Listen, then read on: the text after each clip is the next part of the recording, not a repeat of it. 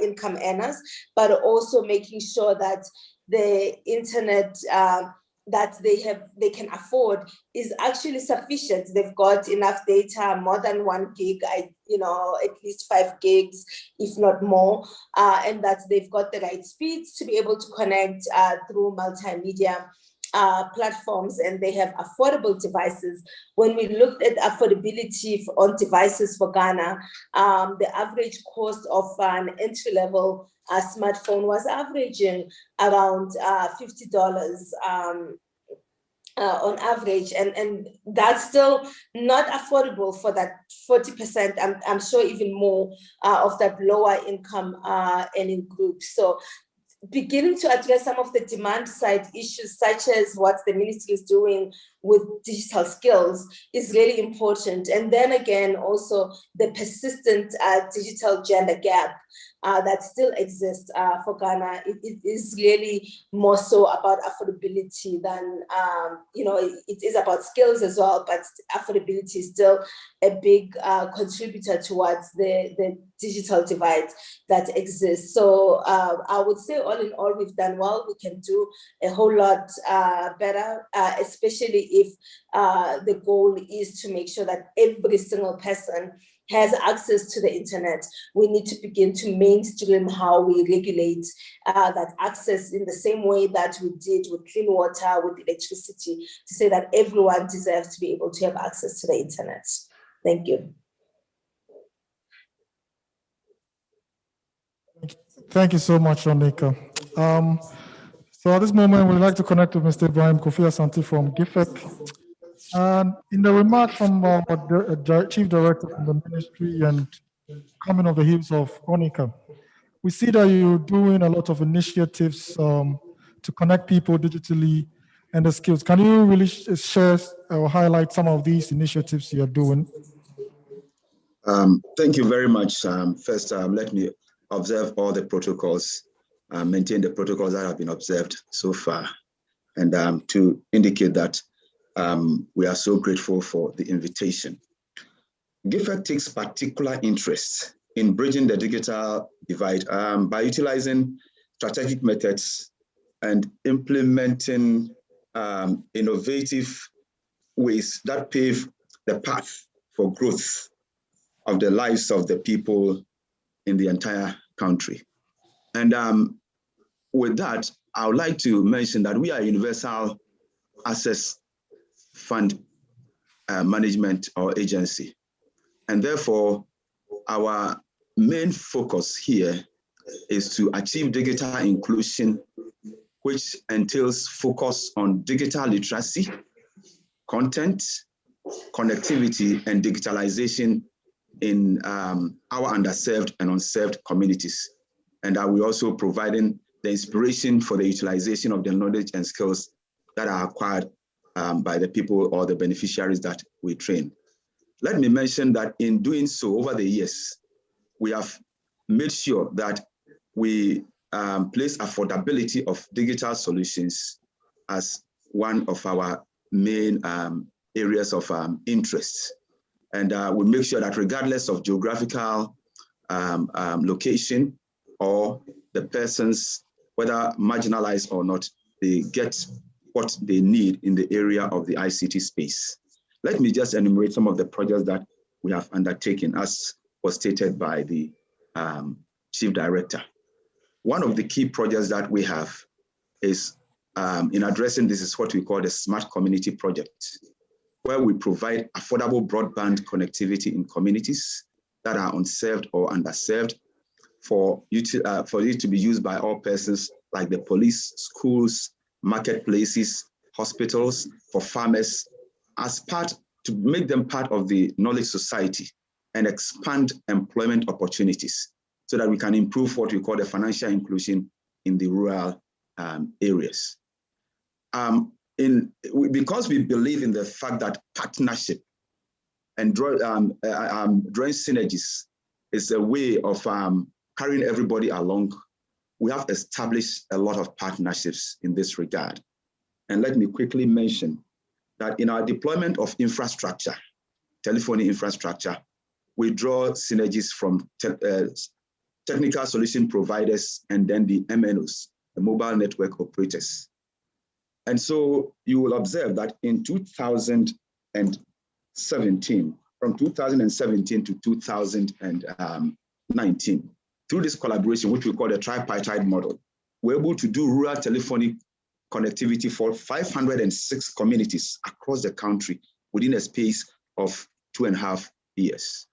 This is to provide voice and data connectivity and for persons in underserved and unserved areas. That is areas where ordinarily the mobile network operators would not venture to provide connectivity. This is to enable what we call inclusiveness for all and sundry. And this is one of the projects that we do with respect to telephone connectivity.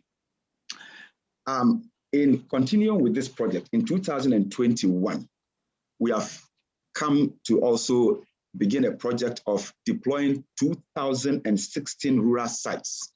These sites are being deployed also with collaboration with technical solution providers like Huawei and all the mobile network operators. This project is under the sponsorship of the Ministry of Communications and the Ministry of Finance, that is government, and we are the implementing agency. The project seeks to provide what we call domestic roaming, where all the telcos will be on each of the sites, which promotes infrastructure sharing as an agenda to provide solution for connectivity. This, once again, is also voice and data. And apart from that, we also engage ourselves in what we call digital literacy and skills development, because we know that when you provide infrastructure and you do not provide the training, the required digital skills and literacy, the demand for the use of these facilities will not be there. And so we started in 2017 to provide training for persons within this arena. And I can say that so far, as of 2020, the end of 2020, we have trained 400,000 people in the various categories. In women empowerment, we trained 400 people. For the youth, that is the marginalized, 600. For artisans, that is hairdressers, farmers, hairdressers, masons, and dressmakers, we trained 81,500. We also train teachers, 1,100 of teachers. And then for students and pupils, we trained at 134,000. For those in coding for kids, I think the chief director mentioned, we have trained 182,400. And this is what, when we aggregate them, we are the 400,000 persons that we have trained. Not to forget that we have also trained NAPCO staff who are in front of, playing the frontal role of the digitized agenda. We have trained 1,400 of them. For us to deepen this particular agenda, we have established collaborations with the ITU. So the ITU, together with the Norwegian government and Cisco, are currently involved in what we call the Digital Transformation Center program, where we seek to train 14,000 people within this year and next year. The program has started, and we are using our 241 MOC GIFEC community ICT centers to roll out this program. The program is ongoing as I speak to you. And I am very much aware that as of now, as I talk to you, we have trained not less than 3,000 people in that program. This program has also attracted the GIZ, the German Development Corporation, for them to also participate. And as of now, we are having discussions as to how we can increase the volumes of the training that we need to offer for people in the rural communities. Let me quickly add that in doing all this, we did not forget about the fact that there was the need for us to also invest for emergency call centers, which now are used by the ambulance service 112. It is through the initiative of the Ministry of Communication and the GIFEC that it has been established. And there's also the establishment of the 311, which is the Citizen Government Relations call center, which was used during the time that we had the COVID at first to provide to address challenges of persons within the communities who needed some resources. In all, you will also observe that in doing all this, we try as much as possible to make the communities as part of the whole project initiation. So the communities own the project. We visit them, we talk to them, and make sure that they all get on board. And I can say that with these initiatives, we are really making sure that digital inclusion in Ghana is realized. There are many others that we can talk about, but I think for this forum, let me mention that this is what we seek to do. But in moving forward from 2021 to 2024, we are going to focus on two major issues: digital infrastructure in rural communities, as we are doing, to make provision for affordable, accessible, and reliable telecommunication infrastructure to achieve 100% coverage and digitalization of relevant institutions in the rural communities. And we also going to look at this broad aspect of digital skills development and value.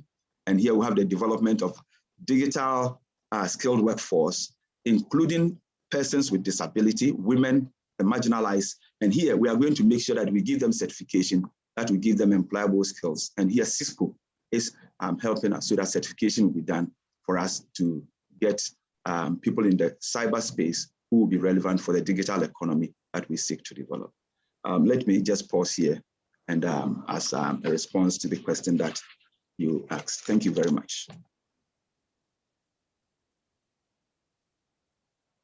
Thank you so much, Mr. Santi.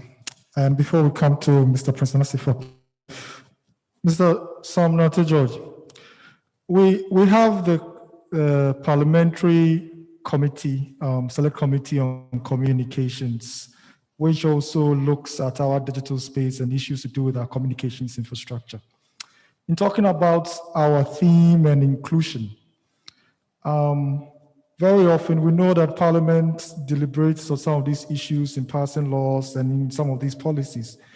Can you elaborate on some of the things that persons here and also online can know about what Parliament is also doing about inclusion in terms of the Select Committee and as a member of Parliament? All right, thank you very much, and very good morning to everyone in here and everyone online. I'd want to stand on the existing protocols that have been established already. Parliament, as you rightly pointed out, is more of the legislative framework, or gives the legislative framework in which the interventions of the Ministry of Communications and Digitalization and all of its agencies and the players in the space would actualize the intention of bridging the digital gap and achieving digital inclusion. Most of what we do is largely to assist the ministry by way of legislative framework. So the NCA, which is a key player in this area, the Cybersecurity Authority, that's a key player in this area, GIFEC, and all of those are creations of legislation from Parliament. And what we normally would do is we would continue to have engagements with these agencies. At the moment, the committee, for example, is looking to embark on a field trip with GIFEC, Honorable Kofi Asante's agency, to do a road trek to see the impact of their digital inclusion, last mile connectivities that they're doing, because GIFEC's mandate as a universal access fund is largely driven to assist underserved and unserved communities in bridging that digital divide. As lawmakers, one of the key things that we are interested in is we represent those Ghanaians who actually live in these underserved and unserved communities.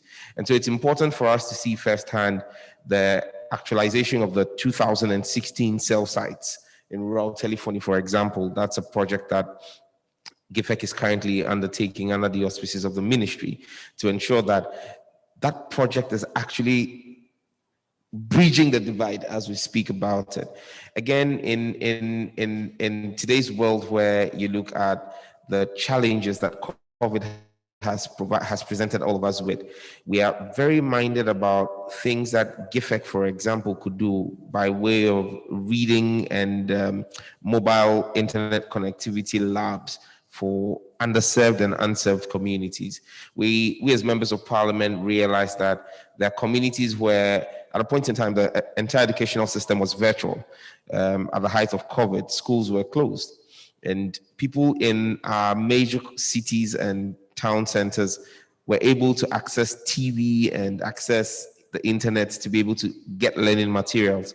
There's still parts of our country where there's not even internet connectivity, where you do not have even TV services because there's no electricity in those communities. How then do we bridge this digital divide? Because at the end of the day, these are Ghanaians who also have representation and must take part in the digital revolution that's going on.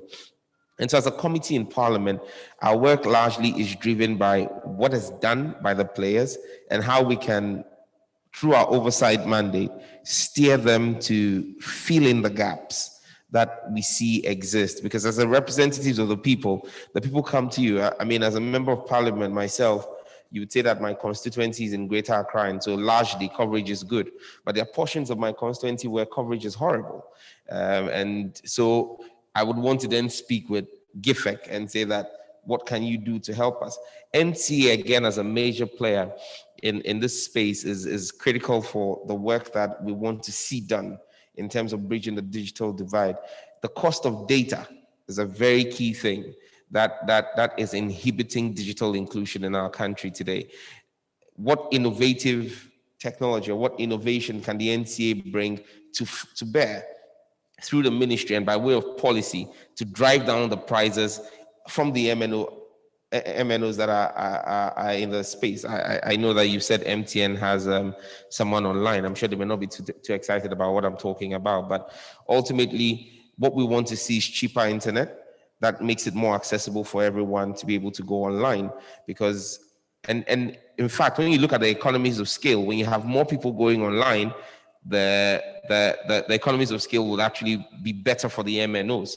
So it's not a necessity that once the prices go down, the revenues are going to drop. But if the prices go down and currently communities that are not connected to the internet superhighway get connected, you realize that with the economies of scale, they're actually better off. How then do we ensure that the NCA is able to make the requisite intervention? And here I want to give credit to the NCA and the Ministry of Communications. At the height of COVID, we are aware as a committee, we're notified as a committee that the NCA made additional spectrum available to some of the MNOs to be able to meet the challenges and the demand for bandwidth and internet services. It is such intervention that we're looking at to make sure that we're able to handle and harness the power of the internet for underserved and unserved communities. And so it's important that we continue to work together with the stakeholders as Parliament, where we realize that there's the need for legislation. We would champion the legislation.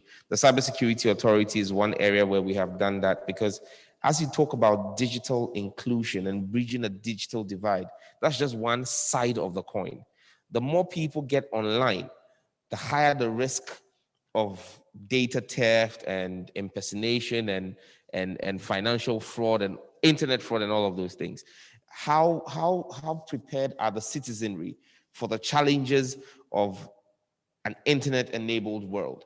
That's another issue that we've had to look at. And one thing that we have tried to do as Parliament was to make sure that the cybersecurity bill went through Parliament in record time, because we needed the Cybersecurity Authority that will be well positioned to be able to protect the citizenry even as they go online. And then you then need that authority to also up its game by making sure that there's enough digital education for people to understand the internet hygiene that they need to have, and how you let go of your information and how your information is protected. And so we kind of straddle all the entities, because even as we work with the Cybersecurity Authority, we're working with the Data Protection Commission as well, which is another agency that we oversight, to ensure that the whole ecosystem, we provide access for people, we protect them whilst they are online, and also we protect them from themselves and for themselves as well, so that those who want to take advantage of the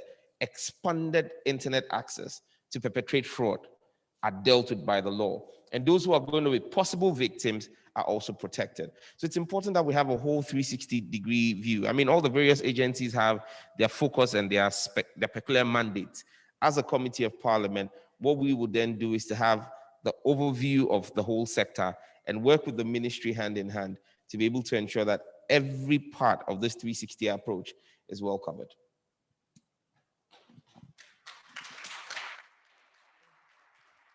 Thank you so much. It's reassuring to know, because most of the times persons don't see the deliberations but see the products that's in the legislations which happen and which are governed. And it's good that you touched on the NCA, which I'm coming to, Mr. Prince Sifa. But we have some questions coming on online, which we would acknowledge. But Mr. Sifa, in terms of a regulatory institution and an inclusion, in terms of as a regulatory institution and inclusion, looking at the various activities, for our audience and for our persons here, what are some of the initiatives that the NCA embarks on for us to be able to be included onto the internet and also to be very active and connected? Well, thank you very much.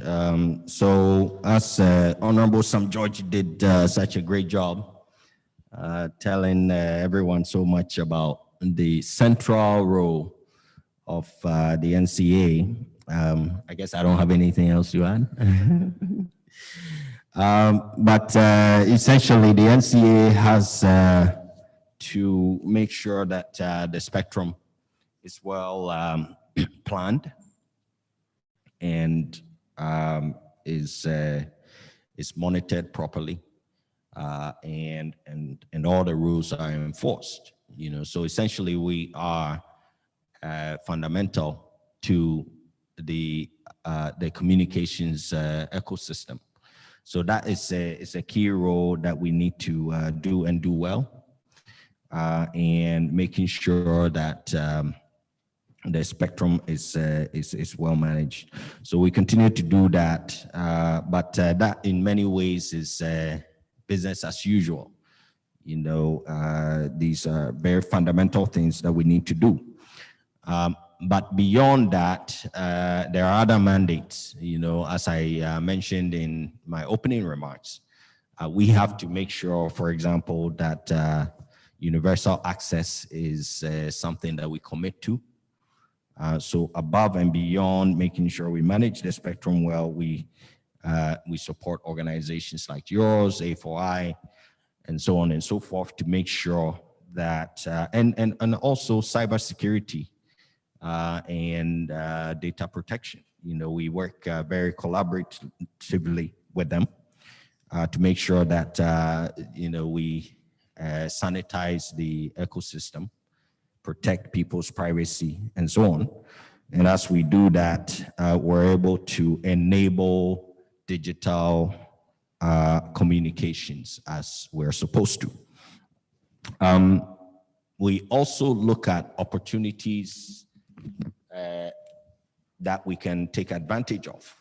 So for example, as you know about the UMTS, which is in many ways the original CDMA technology. And, you know, we don't have, as a regime and a policy, and as you know, the ministry sets policy. Of course, the parliament legislate, and then the NCA advise and implement these on these policies and implement them. But we don't have unified licensing. So for the most part, we have bands that are specific for certain services, right? So for example, the 900 megahertz it has been for the longest time specified for 2G. All right, but at some point through collaboration and, you know, which ties in so well with the very theme of this forum, which is the private and public partnership working together with all these great minds from industry. The UMTS idea came about that in, you know, of course with GIFEC and other agencies that we collaborate with so well, to see if we could not allow such technologies over that band, which was specific for voice. and such. And we're able to get approval through our boards and the ministry to allow that technology to be deployed in areas where we definitely had gaps, so that without paying any extra fee for a band that was It's 11 o'clock.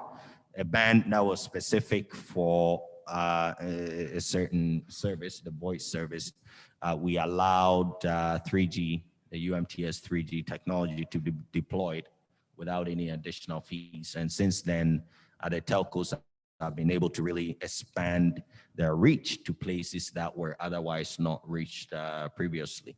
So we do all these things, and again, continue to do other things, be it in terms of consumer outreach, in terms of type approval to make sure that the devices that come into the country are typed, approved, and checked well for standards and so on. So, sometimes people don't realize that your consumer experience is not just based on the network, right? It's also based on the very device that you're using. And too many times, people will be speaking on or using devices that are not up to standard. So the network could be fantastic for all things being equal, but the device that you're using is in many ways a knockoff. And your experience is to say, it's MTN, meanwhile, it's really your phone. I don't want to mention any country, but the famous, phone from some country that may be doing all the damage.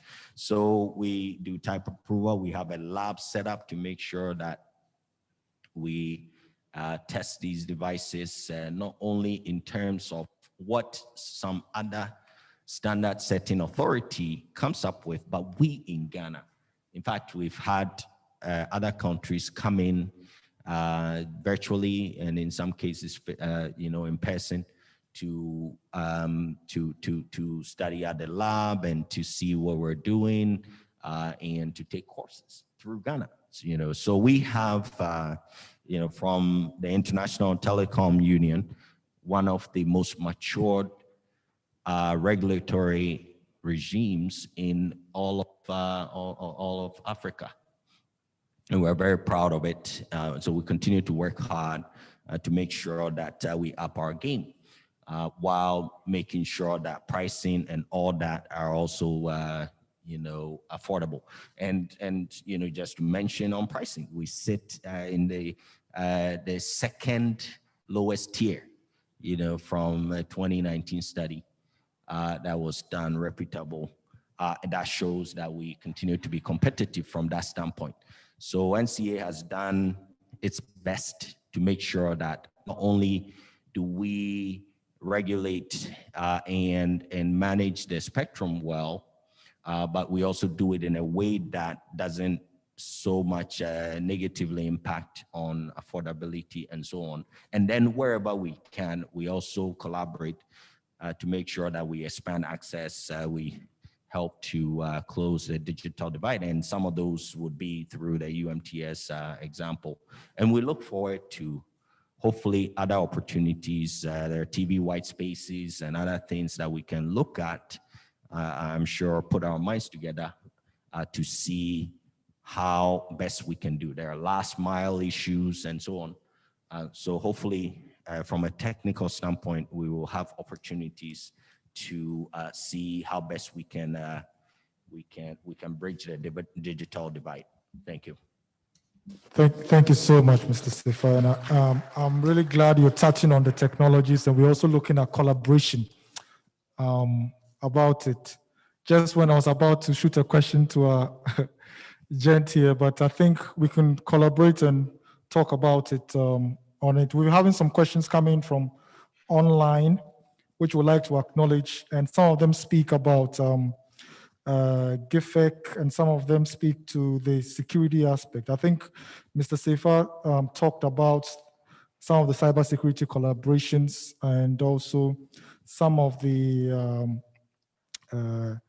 technical aspects where there's collaboration. But to our panel, one of the issues that we've been having is about cybersecurity in our cyberspace. We know that there's a lot of collaboration in terms of the Cybersecurity Authority now and in terms of the operations.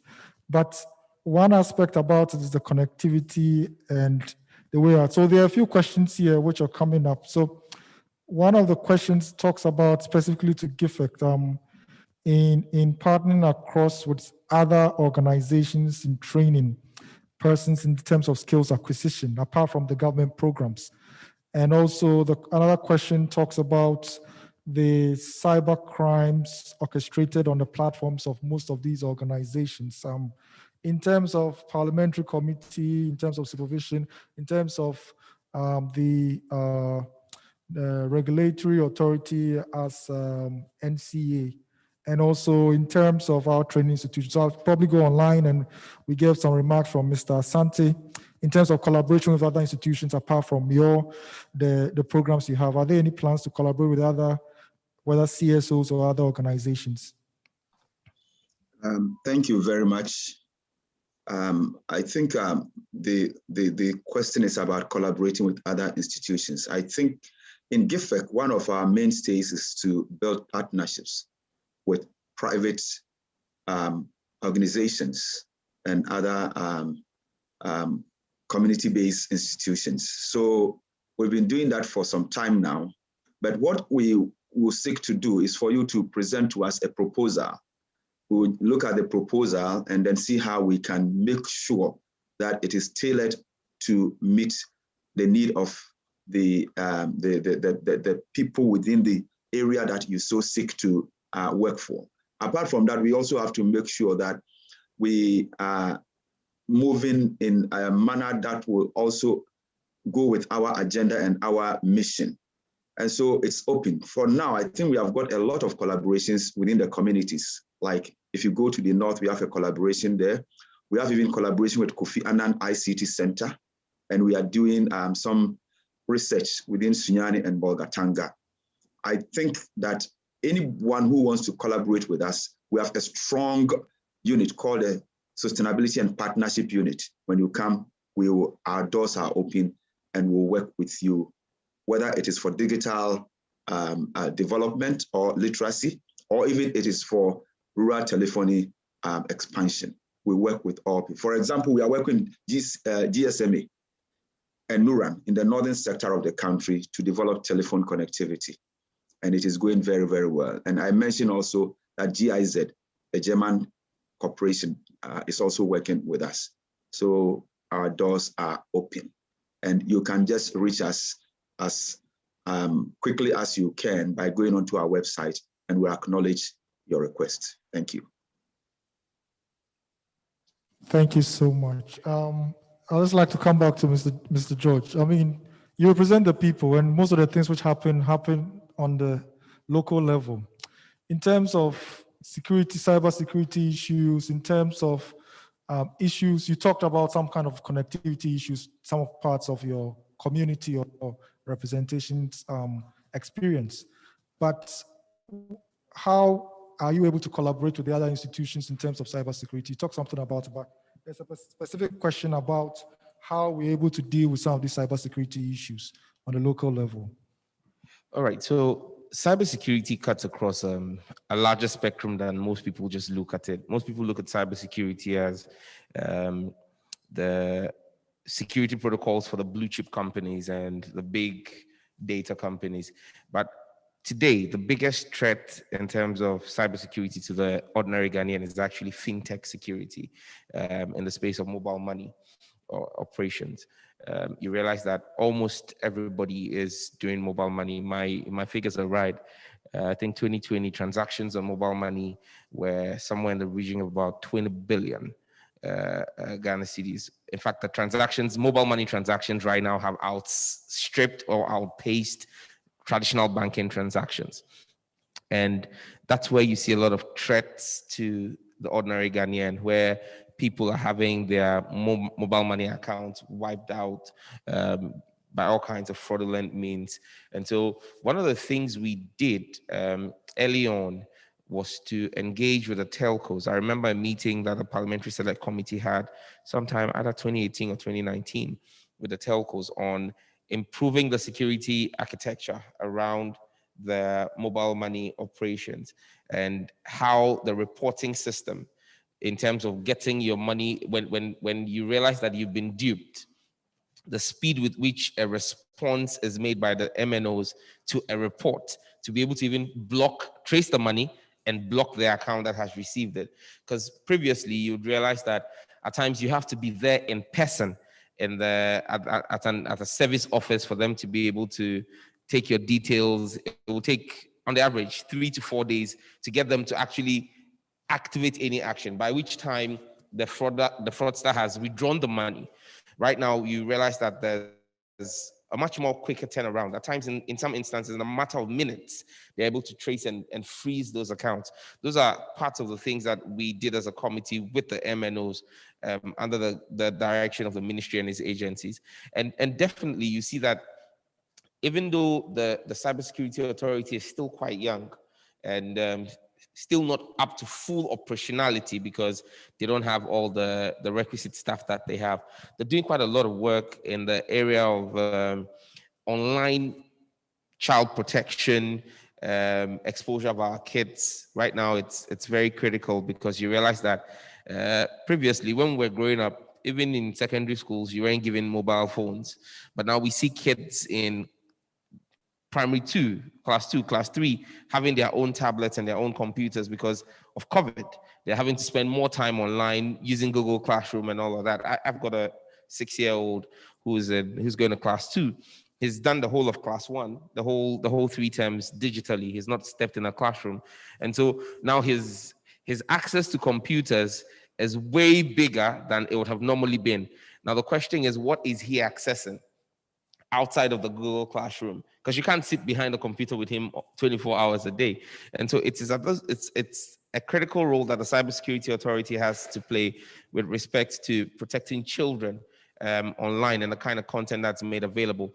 Also, we've seen the Cybersecurity Authority try to clean the space where you had some websites taken down by the Cybersecurity Authority in conjunction with the cybercrime unit of the Ghana Police Service, sites that were engaging in extortive pornography, where it became a fad for people to try to get your data, your private footage of your private moments and sell them on internet sites. And so we saw, I think that's the Empress Leak case where the Cybersecurity Authority led on that. Again, the members of the public are being, and I mean, it's a reflection of the challenges of society. The number of young people who are looking for jobs, and because of the desperation for jobs, people fall prey to all kinds of pranks. Almost on a weekly basis, I'm on the phone with Albert and his team with a long list of fake accounts belonging to members of parliament and ministers of state that are being used by fraudsters on the internet to offer all kinds of scams and schemes, employment opportunities to people. We've tried to create verified handles for working with the Cybersecurity Authority, verify the official handles of members of parliament and ministers of state, but that does not stop these fraudsters. I mean, I'm tired changing, in my case, I'm tired changing my profile picture because I tried to change my official profile picture so that people know that, okay, this is the picture on the official page. And as soon as I do it in less than 30 minutes, they've also updated it. And I do a Facebook post saying that, oh, today in Parliament, the Select Committee met on this. In less than 20 minutes, they have copied my post and pasted it there. So if you're not careful, you can't even tell the distinction between both a real page and a fake page. And those are things that we need to have the Cybersecurity Authority continue to. It's difficult for them because they don't have direct control of the platform. And so they don't have the capacity per our legislation to say to shut down pages. That's the preserve of Facebook. That's its outside. But then this is why we need to have one of the achievements that has happened over, I think, the last 4 years was the establishment of the focal points, the focal persons. Now Ghana has a focal point. And so it's easier for us to work with the telecoms, the technology platform owners, using the focal point persons to be able to quickly address some of these issues. Because I remember a case when and I'll end here, I'm talking too much. I remember a case in 2015 where at the time, the NDC government needed to take down a particular page, Facebook page, which was posing a national security threat. We sent, at that time I was on the board of NITA. We sent a request to Facebook, and Facebook said they do not take requests from external state actors. And so if we wanted to take a page down, which actually posed the national security threat, we needed to get a lawyer in the US to go to a US judge to file a case. I mean, it was a hell of a case. Thanks to Professor Nina Kukweno, who was then our board chairman. He had to activate personal contacts he had to get that matter resolved in a matter of days. Now, you should not have to rely on the personal contacts of individuals to deal with such cases. But with Ghana signing up to the Budapest Convention and ratifying the Malabo Convention and putting in place our focal persons now through the Cybersecurity Authority, it's easier for us to deal with the focal persons in the US to get these things done and handled in real time. So it's a whole spectrum. It's a spectrum that covers your Facebook page, to your Momo account, to the banks that run in our space. It's a whole gamut, and that's why we want to continue to urge the Ministry of Finance to make available the requisite resources for the Cybersecurity Authority. Today, we have a Cybersecurity Authority that is even able to do what it does, largely thanks to the National Communications Authority. If the NCA pulls out its funding, the Cybersecurity Authority is really going to be handicapped, and we cannot continue to run on the back of the NCA. We need to put our money in cybersecurity because it is the place where is a security guard for the future, and that future is today. Thank you so much. Thank you so much. Unfortunately, we've run out of time, but what I'd like to do is just go online to our panel members. We have some closing remarks. So starting from Onika, from A4AI, and then Mr. Abraham Kofi Asante. Onika. Hi, thank you. I think for me, I just want to really emphasize that it's really important, based on everything we've had today, that we continue to invest in our digital development. And that this investment, I know we talk a lot about public and private partnership, but that there is a role for civil society in this as well. So it's really important that we find a role for everyone in society to make sure that we meet our digital development goals and are able to bring everyone along to a fast, affordable, safe and transparent internet that can truly benefit and enable us to transform our lives. Thank you. Mr. Asante. Thank you very much. I am excited with the effort that we're making in fostering digital inclusion in Ghana, which is our main agenda. And in doing so, I want to call on all players within the cyberspace to come on board. We know we cannot do it alone. We need to draw synergies. So in this light, I want to, we are launching a campaign of ICT volunteers, where in every community, we will be able to bring up volunteers who will help us in the digital skill development. We want to invite all and sundry who can partner with us, whether in telecom infrastructure deployment, whether in ICT skills development, in whatever area that you think you'll be relevant, you are welcome, because together we can move this agenda forward. Thank you very much. Thank you so much. Mr. Sefa, closing remarks.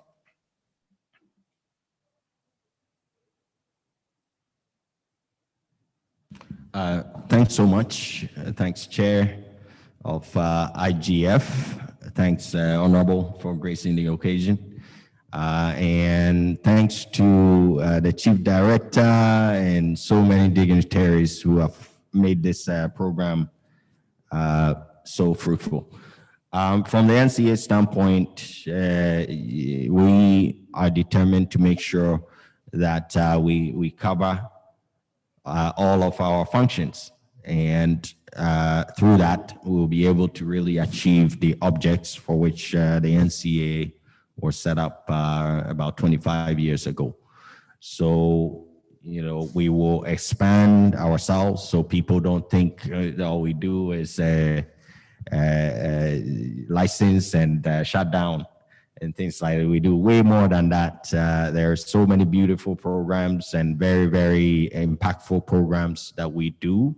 Although too many times we're not right in your face from a media standpoint, because we very much, as you know, in Ghana, we split the content aspect, content management from the media upon which communication depends. So we're always very, very careful to make sure that we live true to that balance. But having said that, there are so many beautiful programs, Girls in ICT, to improve women's participation in STEM, the sciences and technology, engineering, and math. There are, as we said, collaboration that we are very committed to make sure that we work with all sister agencies and other agencies to make sure, as we speak, we're very busy working with the minister to make sure that SIM registration is done and done well, to continue to sanitize the digital ecosystem. So we're doing all these great things, although you don't hear so much about us, and we're very committed to doing all these broad functions that we have been mandated to do. So thank you so much, and we'll continue to work with IGF and so many other organizations. Mr. Nate, closing remarks. I'm just excited about the work that IGF does, and I'm excited to look in the room and see quite a number of young people who are passionate about the internet and what we can do with it. I believe that the opportunities are massive for us as a country, and if we harness it right using the stakeholders in the industry, Ghana is going to be an interesting and very great place to be in the next few years when it comes to innovation in ICT. I'm confident that we've got the right framework and institutional structures that will help us achieve what we need to achieve. And so let's all stay techie, let's stay savvy, and let's keep hope alive. Things will get very good. I'm very excited about what the future holds for Ghanaian ICT, and I just want to salute the IGF team and the GDNR team for the work that they are doing. This is a space, an internet society. This is a space that very many people really don't focus on, but this is actually the heavy lifting that gets all the flashy things that we see on the internet done. And so kudos to the team here, and let's keep working together to get this done. Cheers. Thank you so much. Thank you so much to all our panel members, Sonika, Makokwa, Mr. Abraham Kofi Asante, Mr. Prince Sefa, and Honorable Sam Nate George for this session. Thank you so much.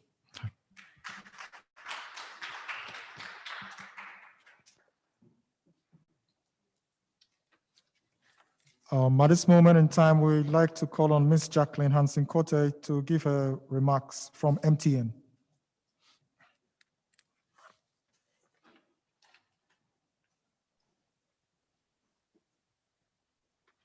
Good morning, ladies and gentlemen. The Chief Director representing the Ministry of the Minister for Communications, Honorable Member of Parliament for Ningo Pram Pram, National Cybersecurity Advisor, Administrator of GIFEC, Deputy Director, General Operations NTA, President of ISOC, Executive Director, Ghana Domain Name Registry, the Head of Africa Region, Alliance for Affordable Internet, distinguished guests, ladies and gentlemen, media, all protocols observed.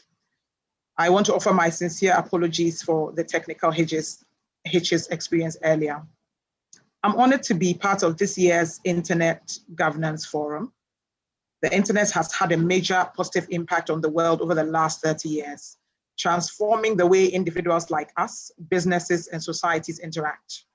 From trading floors to remote farming villages, consumers and businesses across the world are now able to join a global community that is expanding by the second. Digital connectivity has become the oxygen for many global economies, resulting in the internet contributing significantly to the GDPs of these economies. All this is occurring amidst life-changing technological innovations such as artificial intelligence, machine learning, blockchain, and the Internet of Things. Even these can be considered to be just at their infant stages of development. So as of January 2021, Ghana registered approximately 16 million internet users, up from 14.76 million reported in the previous year. Internet penetration in Ghana reached 50% from 48% in the same month in the preceding year. The remaining unconnected population creates an economic liability, increasing socioeconomic issues for the government. This shows the critical role of the internet in accelerating human progress. This is embodied in the 2030 Agenda for Sustainable Development adopted by world leaders. It is also encouraging to see government recognition of ICT's pivotal role in economic development and the steps to harness its potential, both through the digitization of public services and the provision of ICT infrastructure. The Ministry of Communications and Digitalization is embarking on an ambitious national broadband infrastructure development program for the ICT sector, with a special focus on providing total connectivity to the unserved and underserved communities across the country. According to Oxford Business Group, the rapid expansion of mobile data penetration and mobile money platforms has had a transformative effect on the Ghanaian economy, boosting digital inclusion, financial inclusion, and providing companies with new avenues to develop and market their products. This will help sustain revenue and profit for operators across the value chain. These platforms have opened up new opportunities for startups, introducing a wide range of new innovative products to drive Ghana's competitive edge. At the same time, however, the rise in the internet adoption has also magnified challenges for communities without technology access. With less than a decade left to go to its implementation, that is of the 2030 Agenda for Sustainable Development, and the deepened awareness about the right to internet access, it is imperative for the public and private sector to deepen collaborations that will facilitate digitalization in a more sustainable way for the benefit of the Ghanaian economy. The private sector is also, with the support of the policymaker and regulator, engaging in discussions to improve and expand network infrastructure and ultimately reduce data costs, as the Honorable Minister spoke about. I would be remiss as a cybersecurity professional if I don't touch on increased cyber crimes that come with the rapid expansion of digital platforms and offerings. This poses a great risk to the growth of ICT sector and the security of the country in general. There is therefore the need for proactive collaborations to address this challenge through the operationalization of the recently passed cybersecurity law. MTN's vision is leading in the delivery of a bold new digital world. We recognize the enormous benefits of a digital economy to the Ghanaian citizenry. We therefore reiterate our commitment to forge strategic partnerships with the government of Ghana and other players through initiatives like national roaming, infrastructure sharing, among others. This is to meet the government's long-term digital and ICT development goals to help Ghanaians harness the benefits of a modern connected life. I wish you all a very fruitful deliberation, and thank you very much.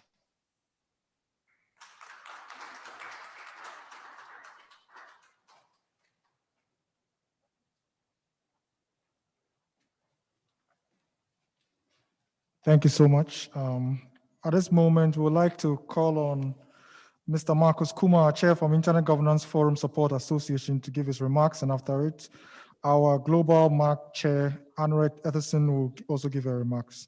So Marcus, you can unmute, and we are here to listen to you. Yes, I'm here to talk to you. It's a pleasure for me to be with you, although only virtually. I would love to have been in Accra, enjoy your beautiful climate and your beautiful beaches, but here we are. We make most of our present circumstances with online participation. On behalf of the IGFSA Executive Committee, it is my pleasure to convey our greetings to the Ghana IGF. IGFSA is proud to be one of the supporters of the event. Allow me to say a few words about IGFSA. It was set up in 2014 as a non-profit association incorporated in Switzerland. IGFSA's main objective is to support and strengthen the IGF at all levels. IGFSA has recognized by the UN as a contributor to the IGF Trust Fund, but in recent years, we have shifted our focus to supporting NRIs in developing countries and economies in transition. Allow me also to look back at where we came from. The WSIS, the World Summit on Information Society, its outcome in a nutshell can be summed up as follows. Internet governance is not just the business of governments. The role of different actors has been one of the big issues during WSIS, and I noticed it's also on the agenda of today's meeting. Governments have an important role to play, but they can't do it alone. They need the input of all stakeholders. The private sector, it is the private sector that makes the investments. The technical community develop technology and standards. But we also need civil society. Civil society is important as a watchdog. All in all, this is what is known as the multi-stakeholder debate. And now looking at the IGF, there is a global debate, which is important for the exchange of information, the sharing of good practices. We can learn from each other and we can shape global opinion and policies. But good internet governance begins at home. Here, all the national and regional IGFs play an important role. They contribute to better and effective participative governance of a global resource. They play an important role in shaping decisions that have a real impact at the national level. Let me look now at the agenda of your meeting. The theme of this meeting is timely. I listened to many thoughtful speeches I heard earlier this morning and just a panel discussion now. And much that has been said was what I was going to say. So I can keep it short, not least in the interest of time, but mainly also what I heard about the importance of inclusion during the time of the pandemic. The internet has helped us through this difficult time. While it is not quite the same as a meeting in person, just imagine what the pandemic would have been like without the internet. Digital inclusion has many facets. One of them relates to persons with disabilities. The technology is here to assist persons with disabilities, but it needs to be deployed. The IGF, since its inception, has attached great importance to making the internet accessible. And I'm impressed with what I heard about Ghana's efforts in this regard. Over the years, the themes have changed and priorities have shifted and have become more granular in the IGF's history. But inclusion has always been very high on the agenda. Likewise, access was a priority right from the beginning, especially in developing countries. Access remains a priority and much good work has been done to promote affordable access, as we heard also this morning, but also in particular through the setting up of internet exchange points. Security, or cybersecurity, as it is now generally referred to, is another theme that has been with us since the beginning, and it is bound to remain with us for many years to come. We have also heard quite a lot of interesting aspects of cybersecurity this morning. Now, the internet today is not what it was when the IGF was set up. Video streaming, social networks, mobile devices did not exist or were in their infancy. The rapid technological evolution has also brought new themes and preoccupations to the fore. Regulation of content big data, Internet of Things, blockchain technologies are some of the new themes. And here again, the Ghana IGF deserves to be commended on picking up these themes. Let me again look forward and look at what the objective is. And I think in one of the introductory speeches, the representative of ISOC Ghana very much referred to this, that the ultimate objective of this multi-stakeholder policy dialogue on issues pertaining to the internet is a better internet. An internet that is global, open, interoperable, stable, and secure. This implies recognizing the distributed technology of the internet and also the need for a distributed governance structure. With these remarks, I conclude and I wish you a fruitful meeting and thank you for your attention. Thank you very much.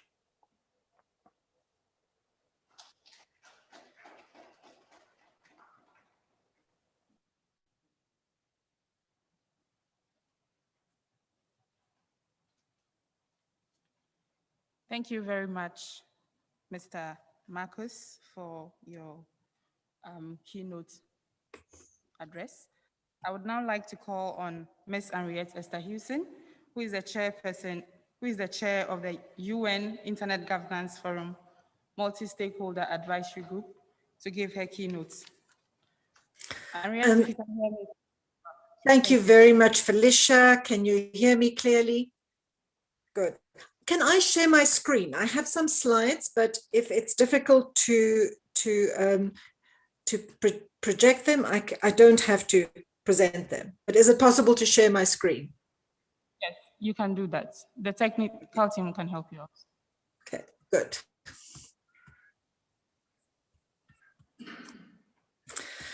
And well, good morning, everyone. Thank you so much for inviting me. I think this is the second year. I'm talking to you from Johannesburg, South Africa, which you might have heard is a country where there's a lot of public violence at the moment. And it just feels to me very positive to be in the Ghana IGF, which is such an inclusive and open IGF. Greetings to all the honourables, representative from the ministry, our member of parliament, the cybersecurity advisor, Albert. It's always good to be in the same space with you, and everyone else who's contributed to this. And a special greeting to all the African School of Internet Governance alumni who are part of this process. I wanted to just tell you a little bit about the Global IGF. You do know a lot about it. And Marcus, who was the executive secretary of the IGF, gave you some background. This year it's in its 16th year. It will take place as a dual process, virtual and preparatory, and it will have a hybrid online and face-to-face component. It's actually my slide is wrong, 6 to 10 December in Poland. And what's important to note is that next year the IGF will be in Africa. It will be in Ethiopia. Japan will be the host country in 2023, and Russia in 2025. And we are still looking for a host for 2024. So Ghana, Ghanaian government, if you're willing to partner on this with other Ghanaian stakeholders, think about it. And the principles of the IGF, and I think you as the Ghana IGF, you really also you express and you exemplify these principles, are to be bottom-up, open, transparent, inclusive, and multi-stakeholder. And this year, the themes of the IGF, which is now a growing ecosystem, the IGF is not just the annual event. It has 137 national and regional IGFs, including the Ghanaian one, dynamic coalitions and best practice forums and new modality policy networks. That's organized by the MAG. You know, and our goal in 2021, which is building on past years, is really to be more inclusive, more impactful, more outcome oriented. And we feel that every year we get a little bit closer to achieving those goals. This slide, I won't dwell on it, but it gives you a sense of how vast the ecosystem of the IGF has become. Marcus mentioned accessibility in his remarks. There is an IGF Dynamic Coalition, which actually has very strong African participation in it on accessibility and disability. We have these new policy networks this year, one on environment and one on universal and meaningful access, which we believe will make policy recommendations that will be of value to countries in Africa in particular. And we have the best practice forums. Marcus has already mentioned the cybersecurity best practice forums. But just to tell you what's on the agenda of IGF 2021, these issues were identified by the community, the MAG, of which I am the chairperson, then analyzes what the community has submitted. And they came up with these focus areas: economic and social inclusion and human rights, and universal access and meaningful connectivity are the two main focus areas. And then it's cross-cutting and emerging areas, which possibly might become main focus areas in coming years. Emerging regulation, market structure, competition, content. These are all topics that are on your agenda as well. Sorry, I keep mispressing. And then looking at environmental sustainability. How do we deal with the growing footprint of the internet? And then inclusive internet governance and trust, security, and stability. So this is what will shape the agenda for this year's IGF. For you to participate, in fact, by being in the Ghana IGF, you are already participating, because the global process and the national processes are increasingly interconnected. So please do participate, send your report, the outcomes, the recommendations that emerges from your national IGF, your youth IGF, share it with the global IGF and participate in the global IGF through the NRI processes, but also through other processes. But I want you to reflect a little bit on your agenda, which is such a rich agenda, and your main theme on fostering digital inclusion and the role of different actors. And, as I looked at this, and as I looked at your program, and also my knowledge of the work in Ghana, which is so impressive. In fact, many years ago, I was in Ghana when the regulator ruled that one mobile provider had to increase their costs, their prices, because in that way, the regulator ensured fair competition. And I think the Ghanaian, the National Communications Authority was the first African regulator to ever make such a ruling. And I remember being very impressed by that. But the point I really want to make is that digital challenges do not only or always have digital solutions. And I think that's a consideration, not just in Ghana, but for all of us that are involved in internet development and in trying to address the digital divide in developing countries. For example, just looking at the gap, at the unconnected, I don't think we can really understand digital inclusion if we don't confront exclusion, but in all its forms. And Onika, in the earlier panel, talked about income inequality and how income inequality impacts on access. So even in a country like Ghana, with a very strong communications regulator and a quite competitive market, well, certainly in terms of mobile, many people still cannot afford the internet. And that's because they are poor. They are economically excluded. In other words, I think, and this is what the consideration has to be for government and other stakeholders.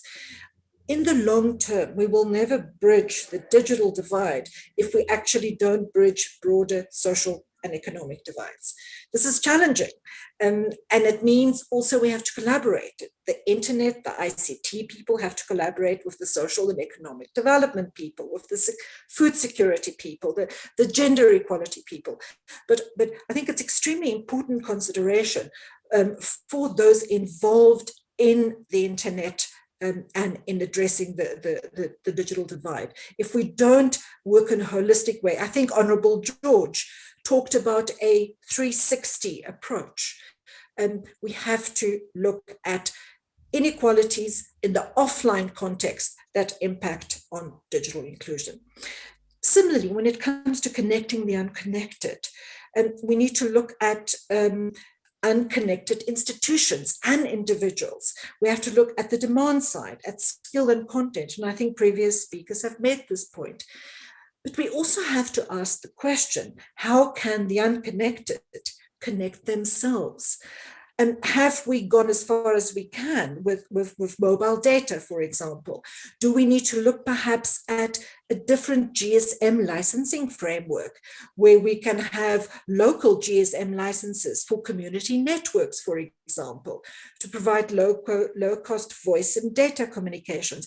Do we need to look at a dynamic management and licensing environment that encourages local ISPs, internet service providers, or small community networks, for example, or networks in clinics and so on? And I think this is the challenge that both the communication sector and other actors have to face. Securing cyberspace, similarly, it's not a challenge that only security professionals can tackle on their own. And I think in Ghana, with the work that Albert and others in civil society have done in developing an integrated multi-stakeholder approach, I think you really have demonstrated how one can put law enforcement and human rights defenders around the same table with government officials and look at security, not just as the security of states or the security of companies, but the security of people and their content. And then to reflect on the role of public and private actors, which is a key theme for you this year. I think, as Marcus has pointed out, civil society is a very important actor within this context of public and private actors, but also local authorities, communities themselves are very important. But overall, I think the point that I'd like you to go away with, or the thought, is that the roles of these actors change. They change over time and they change according to context. For example, the regulator in Ghana has played an incredibly effective role in ensuring competition between different operators. But maybe that role then has to shift at some point as we look at new approaches to spectrum allocations and spectrum management. Perhaps there's also a need to look not just at fair and competitive allocation of spectrum to the operators, but also at making spectrum available for community operators or small businesses. Looking at spectrum as a dynamic public resource that can perhaps be regulated and licensed in a different way to address current needs. I think what does not change ever is the need for collaboration between different actors. And I really do have to commend Ghana for having set up through the National IGF, but also through your public participation process, through the Parliamentary Portfolio Committee, through your strong and independent media and your strong civil society, that there is a climate of collaboration in Ghana. I've had the privilege of being and visiting Ghana and collaborating with organizations in Ghana. And I've always been impressed by this commitment to collaboration. Sometimes there's disagreement, but there's always a sense of common ground and common objectives. So really on that, I want to commend you. I know I'm preaching to the converted in many respects. And I wish you a really good day and just a lot of success also on the road ahead. I think that there's a lot to be done and the challenges are new. And I think the collaborations need to fit. I'm going to quote Honorable George again. He talked about the need for the Ministry of Finance to collaborate with the Communications Authority. And I think that also comes with the challenge of how do you get financial services to the poor? Is it just through mobile money? Or do we also need to transform the formal banking sector? And then again, I think this becomes a conversation where you need your internet people and people from the financial and fiscal and financial tech sectors to work together. And I think you're doing this already. I think you'll do more of it. And I wish you very well. And I look forward to seeing all of you participate in this year's Global IGF. And you'll find all the information you need about that on the website. Thanks very much and goodbye. Thanks so much, Anret and Marcus. We appreciate your participation, and we will connect and interact in the Global IGF 2021. Next on our schedule, we have the Honorable Minister of Communications and Digitalization to give her remarks.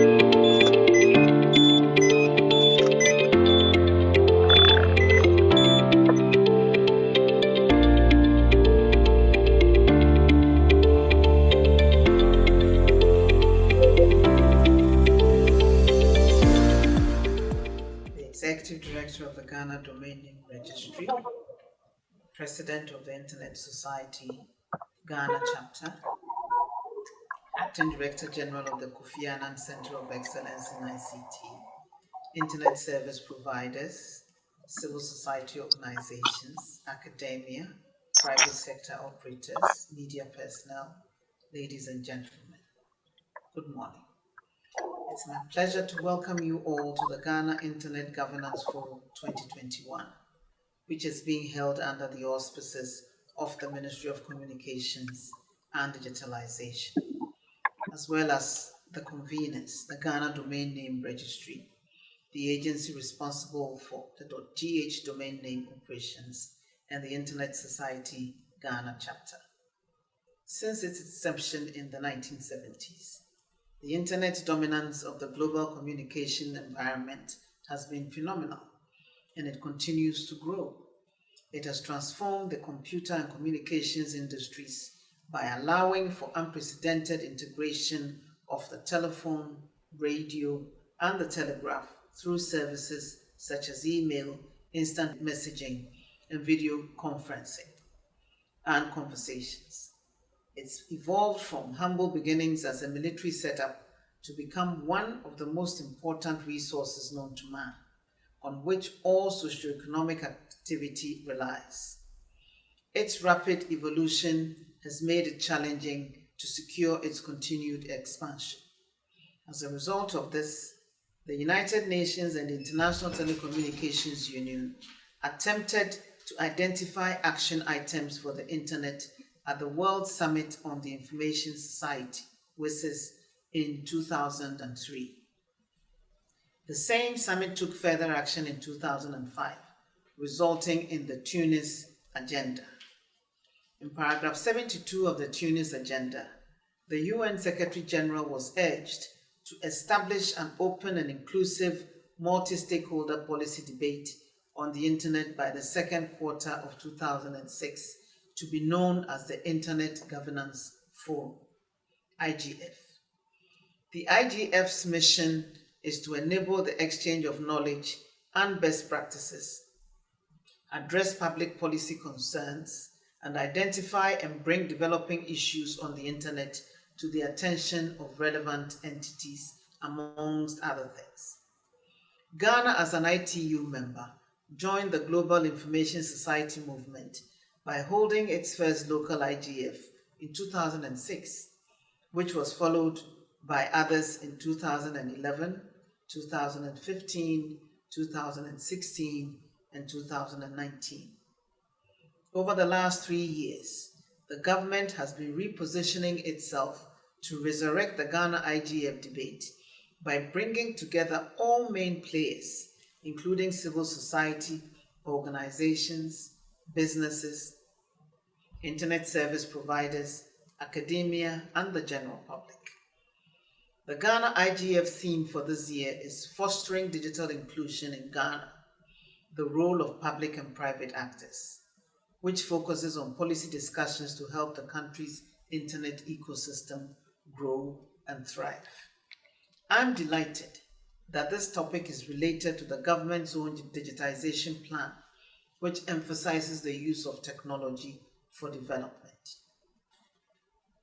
Through the Ministry of Communications and Digitalization, government has initiated nationwide e-government infrastructure for Ghana. The infrastructure being undertaken by the National Information Technology Agency would extend the national backbone infrastructure to all districts across the country, provide a national data center and secondary data center for disaster recovery, overlay cloud infrastructure on the data center, and eventually connect all public institutions, ministries, departments, and agencies, and municipal, metropolitan, and district assemblies to single shared communication and computing infrastructure. This solution will encourage local communications network providers to participate in the e-government network. The ministry is also working to implement the national roaming and interoperability for all mobile telecommunications network companies by the end of 2021. This means that in locations where a network provider has no coverage, the subscriber's SIM will automatically roam on the next available network for the duration of their stay in the no coverage area. All these projects are aimed at enabling the underserved communities in Ghana to be connected as a way of bridging the digital divide to the marginalized community. To improve the design and development of world-class ICTs, the government established the Advanced Information Technology Institute, Kofi Annan Center of Excellence, the host for this forum. AITICs will coordinate and oversee ICT and e-governance systems that produce globally competitive research and innovation, human and institutional capacity building, and consultancy through quality-oriented and demand-driven products and services for accelerated national development. The Ghana Investment Fund for Electronic Communications, GIFIC, another agency affiliated to this ministry, aims to make universal access to all people possible through the use of low-cost information and communication technologies for socioeconomic development. It's implementing the Ghana Rural Telephony and Digital Inclusion Project, which will connect 2,016 cell sites to connect 4 million people within the next 2 years, all those in underserved and unserved communities. These aims to close the gap between those who are served and underserved, as well as to provide inexpensive ICT solutions for our socioeconomic development. The National Communications Authority has actively promoted policies to ensure high service quality standards in the telecommunications industry, which has aided in the strategic development and implementation of ICTs for socioeconomic growth. To ensure that our internet space is safe and secure, the Cybersecurity Act 2020 was passed to preserve the country's critical information infrastructure, regulate cybersecurity operations, provide for the safety of minors on the internet, and build Ghana's cybersecurity ecosystem. In the light of our digital transformation objective, it also aims to position the country to avoid, prevent, manage, and respond to cyber attacks effectively. To promote the development of the internet space in Ghana, the government has appointed the Ghana Domain Name Registry, GDNR, as the manager of the .gh domain name. The GDNR is currently going through a transitional period before taking on full duty as the manager of the Ghana Country Code Top Level Domain, CCTLD.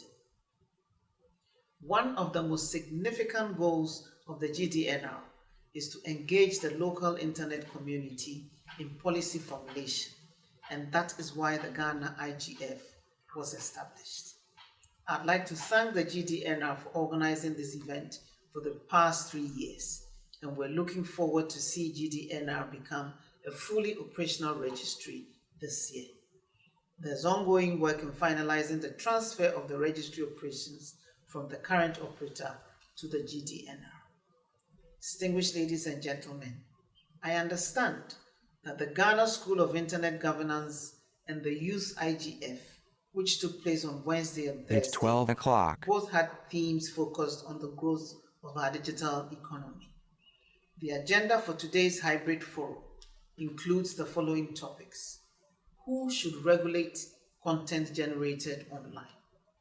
Biometric and digital identification system in Ghana. Data security in Ghana's online business and economic venture culture.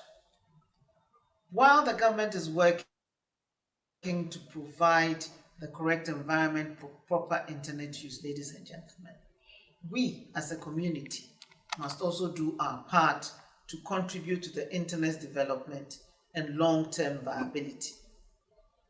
I encourage you to actively participate in conversations, make suggestions, and guarantee that solutions to the difficulties we face are found within this forum. I wish you good luck in all your deliberations. And thank you for your attention.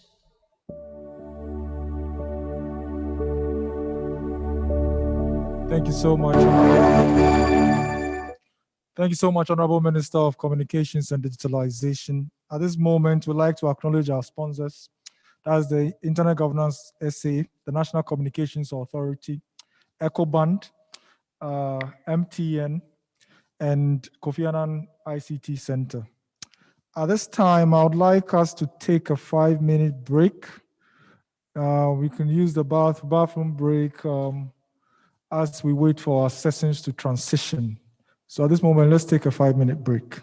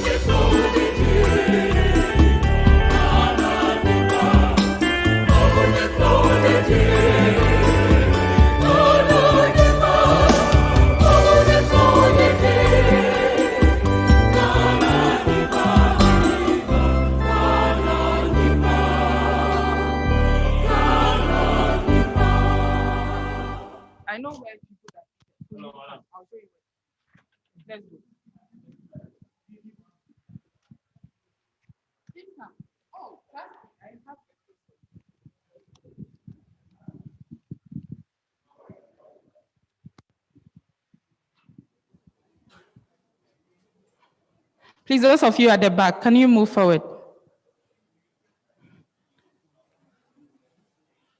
High table. It's not reserved. Yes, take it.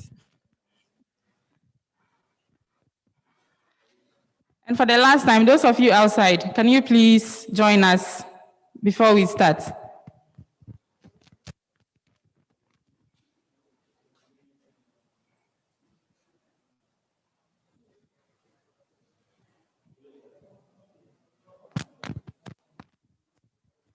Can we ask those people to come forward? Okay.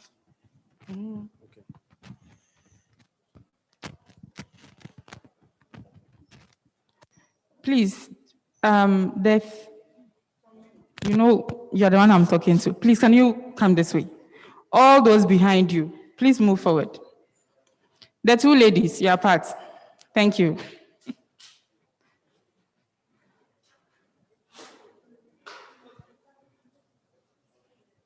Come, no, come, here.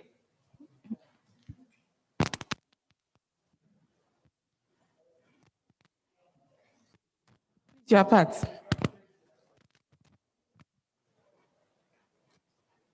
Hello. Can you move forward? Forward.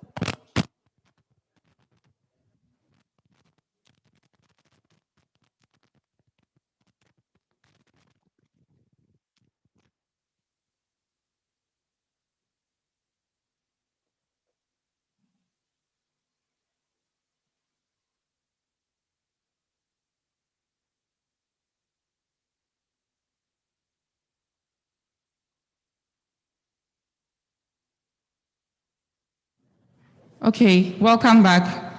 And thank you all once again for your time. We are going to have the next session, and this is going to be a conversation between our speakers on the issue of content moderation, who should regulate what you put online. And so without wasting much time, I would like to call my panelists to take their seats, and those joining us virtually to also prepare to join the panel. So first on my list, I would like to find out if Ms. Stephanie Perrin is on the call. Yes, I am. Okay. Then we have Ms. Dora Brahma from Program Manager, Media Foundation for West Africa. Please take your seat. Ms. Stephanie Perrin is a data protection expert and president of Digital Discretion ICANN Council. And then we have Mr. Samuel Battels, who is also joining us virtually. He is the Senior Manager, Regulatory Affairs Department, MTN Ghana. And then Mr. Gbenga Sesan, Executive Director of Paradigm Initiative. Kindly take your seat. Thank you very much for joining us all the way from Nigeria.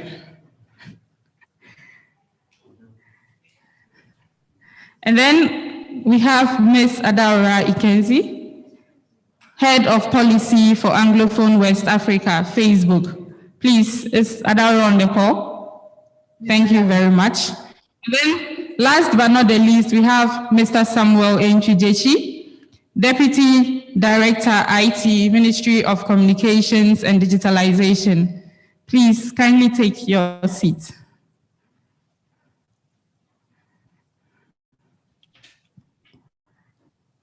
All right. And myself, Felicia Antonio, campaigner and Keep It On lead at Access Now. I'll be your moderator for the next 1 hour. Okay. A few housekeeping before we start, just for this session.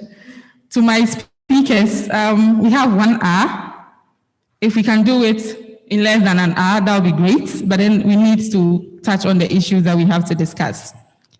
If you are speaking and you see that I turn on my mic, it's a sign that get ready to wrap up. And those of you online, I'm sure there will be a queue I can make to get you to wrap up. All right, so I'm speaking a lot. I would like to call on Mr. Samuel. Please, can you introduce yourself? And in doing so, could you explain to our audience what you understand or your definition of content moderation or online regulation in 1 minute, please? Over to you.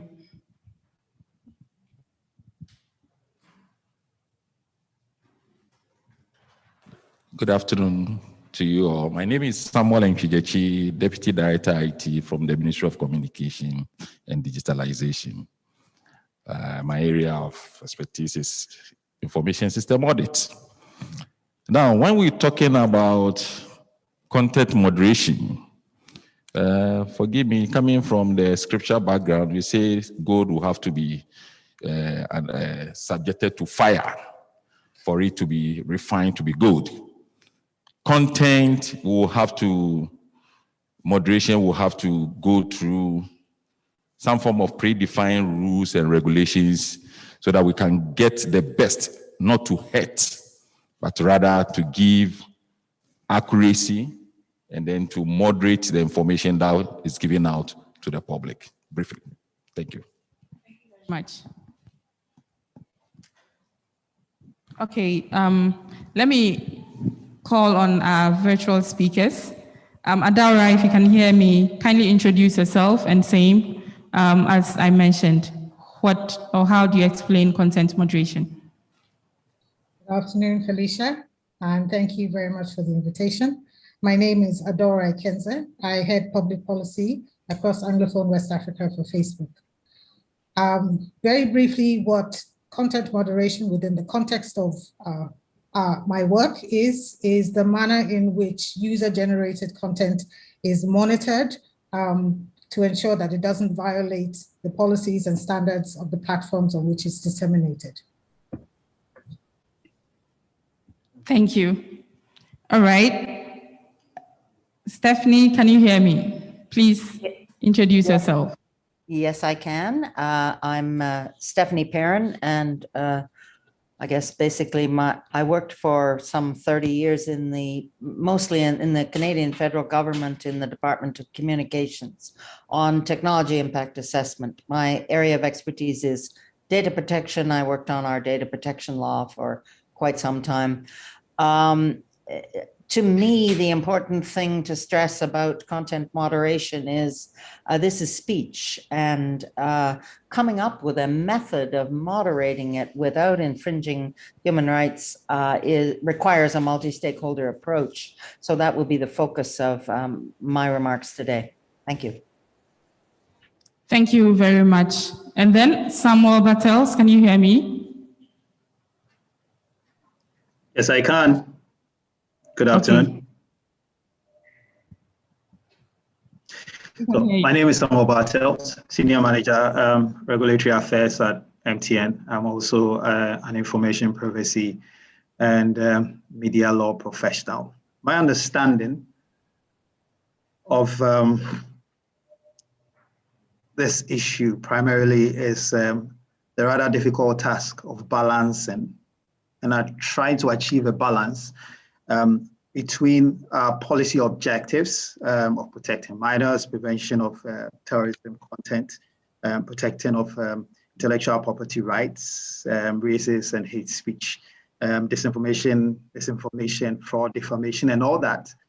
Balancing that with people's right to free creation, balancing that with people's right to free speech, whilst also preserving certain fundamental principles that have been associated with the internet since it's coming into being, which is primarily the freedom of content, net neutrality, and the cross-border characteristics of the internet. So in sum, trying to balance all these is what we are trying to achieve.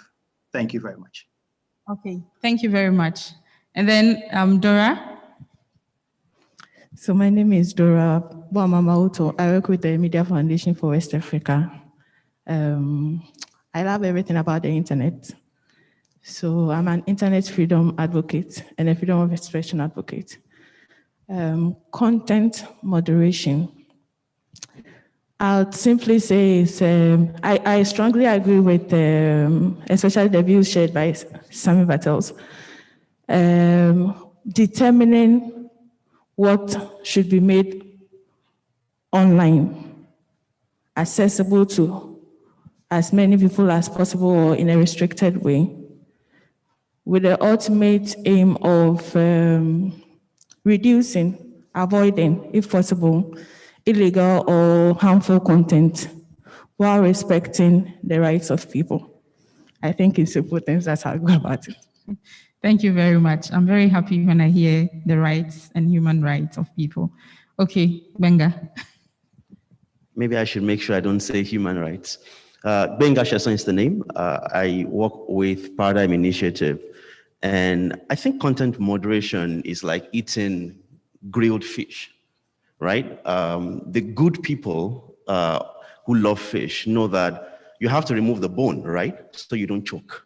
But if you're not careful, at times you will remove some of the good fish while throwing away the bone. And so content moderation is like making sure that the bone, which is the bad speech or bad actors, are removed, from the space without removing the good fish. I have to say human rights, right? Because what we do when we then punish people, infringe on their rights in the name of content moderation is that we are throwing the good fish away. And anyone here who, like me, loves fish, know that, that when you do that, you're doing the wrong thing. So you're violating my right to enjoy that fish, which is the same way you do it when you violate people's rights to express themselves online in the name of content moderation. Thank you very much for your introductory remarks. Okay, I would pose my first question to Adaura. And this is because tech and social media companies are central when it comes to the issue of content moderation. And so what are some of the processes Facebook undertakes before removing or leaving content on its platform? And how inclusive is this process since we are highlighting human rights issues? So thank you, Felicia.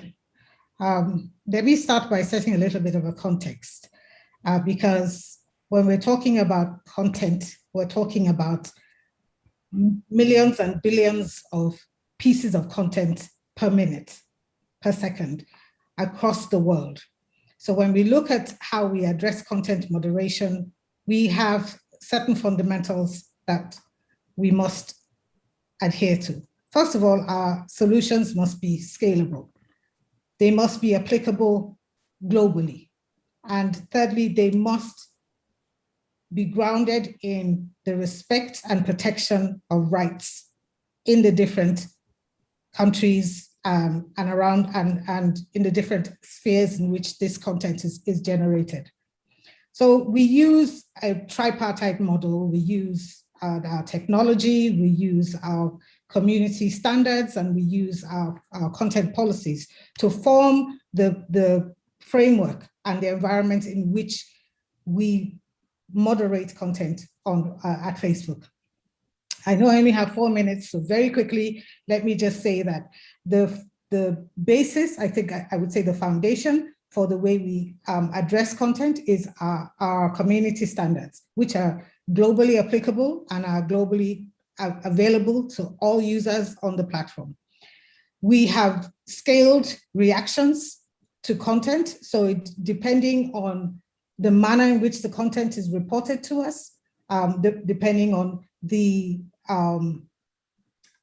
level of what we call virality, depending on the risk of harm that content will generate in real life, we have different reactions and different actions that we take. In some instances, definitely in instances where there is a clear indication that there is a risk or to imminent or actual real life harm, the content is immediately taken down. If it is content that has the potential for inflammatory or hate speech, we also have reactions that we take. We can reduce the virality, we can reduce the visibility, we can put for sensitive content, we can put interstitials where people can't see the content. We have fact checkers who can provide us with information as to the veracity of the content, so people can have information about whether the content is true or false. We can take it down, or we can either or put up the note that says, this content that you're about to see has been verified as false. And then we have different sanctions that we can apply to the accounts as well. It varies. Our content moderation is a mixture of human and artificial intelligence, also because of the rate and scope of the content that is produced on our platforms globally per minute, per day. And it also takes into account issues of language, cultural nuances, and local environment. So there are a gamut of things that happen behind the scenes when content is problematic, or when content is moderated on our platforms. We have engagements that we have content stakeholder engagements that we have around specific topics, be it the protection of protected categories of people on our platform, because we recognize that there are certain communities that engage on our platform that require an additional amount of protection for their speech. We also look at issues of coordinated attacks around issues. So there are various means and methods with which we address content moderation. And honestly, I really can't address them all in 4 minutes, but I hope that I have given at least an overview of how we approach content moderation. Yes, thank you so much, Adora. You did a very great job in saying all the amazing work you do with regards to the issue in just 4 minutes. I do like the issue about localizing content as well, and it was just the next question I was going to ask you about how Facebook is able to respond to these contents in languages that are like local languages that you may not even have staff working on these issues, or staff that understand them. So maybe later in the discussion we can come to that, but thank you so much for submission. Without any intentional, I think the next speaker is Stephanie, and Stephanie would want to find out, both government and the private sector have their risks when it comes to the subject matter. You did some work or research looking at a novel approach to online content regulation through a multi-stakeholder data trust. Can you elaborate some of the key findings of this research that you worked on? And you have 4 minutes. Thank you. Thanks very much, and thank you for inviting me here. I just posted the link to the research that we did. This is one of the programs funded by the Office of the Privacy Commissioner of Canada, and I did the work in conjunction with CIPIC, the Canadian Internet Policy and Public Interest Centre, which operates out of the University of Ottawa. It's a civil society group. We were looking at data trusts as a way of managing data that was largely, we were concerned about privacy. So various research foci, and mine was focused on ICANN, the Internet Corporation for Assigned Names and Numbers, where I've volunteered for quite some time trying to get data protection into its WHOIS directory. And some of you may be aware of that. The WHOIS directory publishes data about everybody who's registered a domain name. Now, even though that focus was on privacy, I think the analysis we came up with might be useful in terms of coming up with a multi-stakeholder approach to moderating content, because it does seem to me that there's a risk in, and having worked in government, I know, I think some of its weak points in terms of managing a process. Government will be under pressure politically. Companies are under pressure competitively and politically, and a multi-stakeholder approach that would involve some truly independent characters, including civil society, which of course has a perspective on human rights that is slightly different than some of the others. Possibly you could appoint in a multi-stakeholder model some independent judiciary perspectives, former judges, that kind of thing, someone with experience in the rule of law and decision-making. You would get a better outcome than just relying on industry. Because remember, I'm sure Facebook does a great job in catching illegal content. When you start getting into the area of what's true and what's false, and we saw this last year in the United States with a big uproar over fake news, that's tricky territory. And it's much easier if you manage that in a, well, it won't be easy. Let's be clear. But I think it is more likely to have a favorable outcome with a multi-stakeholder approach. So in our analysis, we came up with the framework for where a data trust might work. So the first point was independent stewardship of the data flows, including collection, use, storage, and distribution or disclosure of the data. That's more relevant in privacy than it is here in content control, but you still need some of those aspects. The second point was imposition of fiduciary-like obligation on the data trust to take a fiduciary approach to how their duties were handled. And the objective, it has to be a public purpose. Now, the public purpose here is, I'm afraid, it's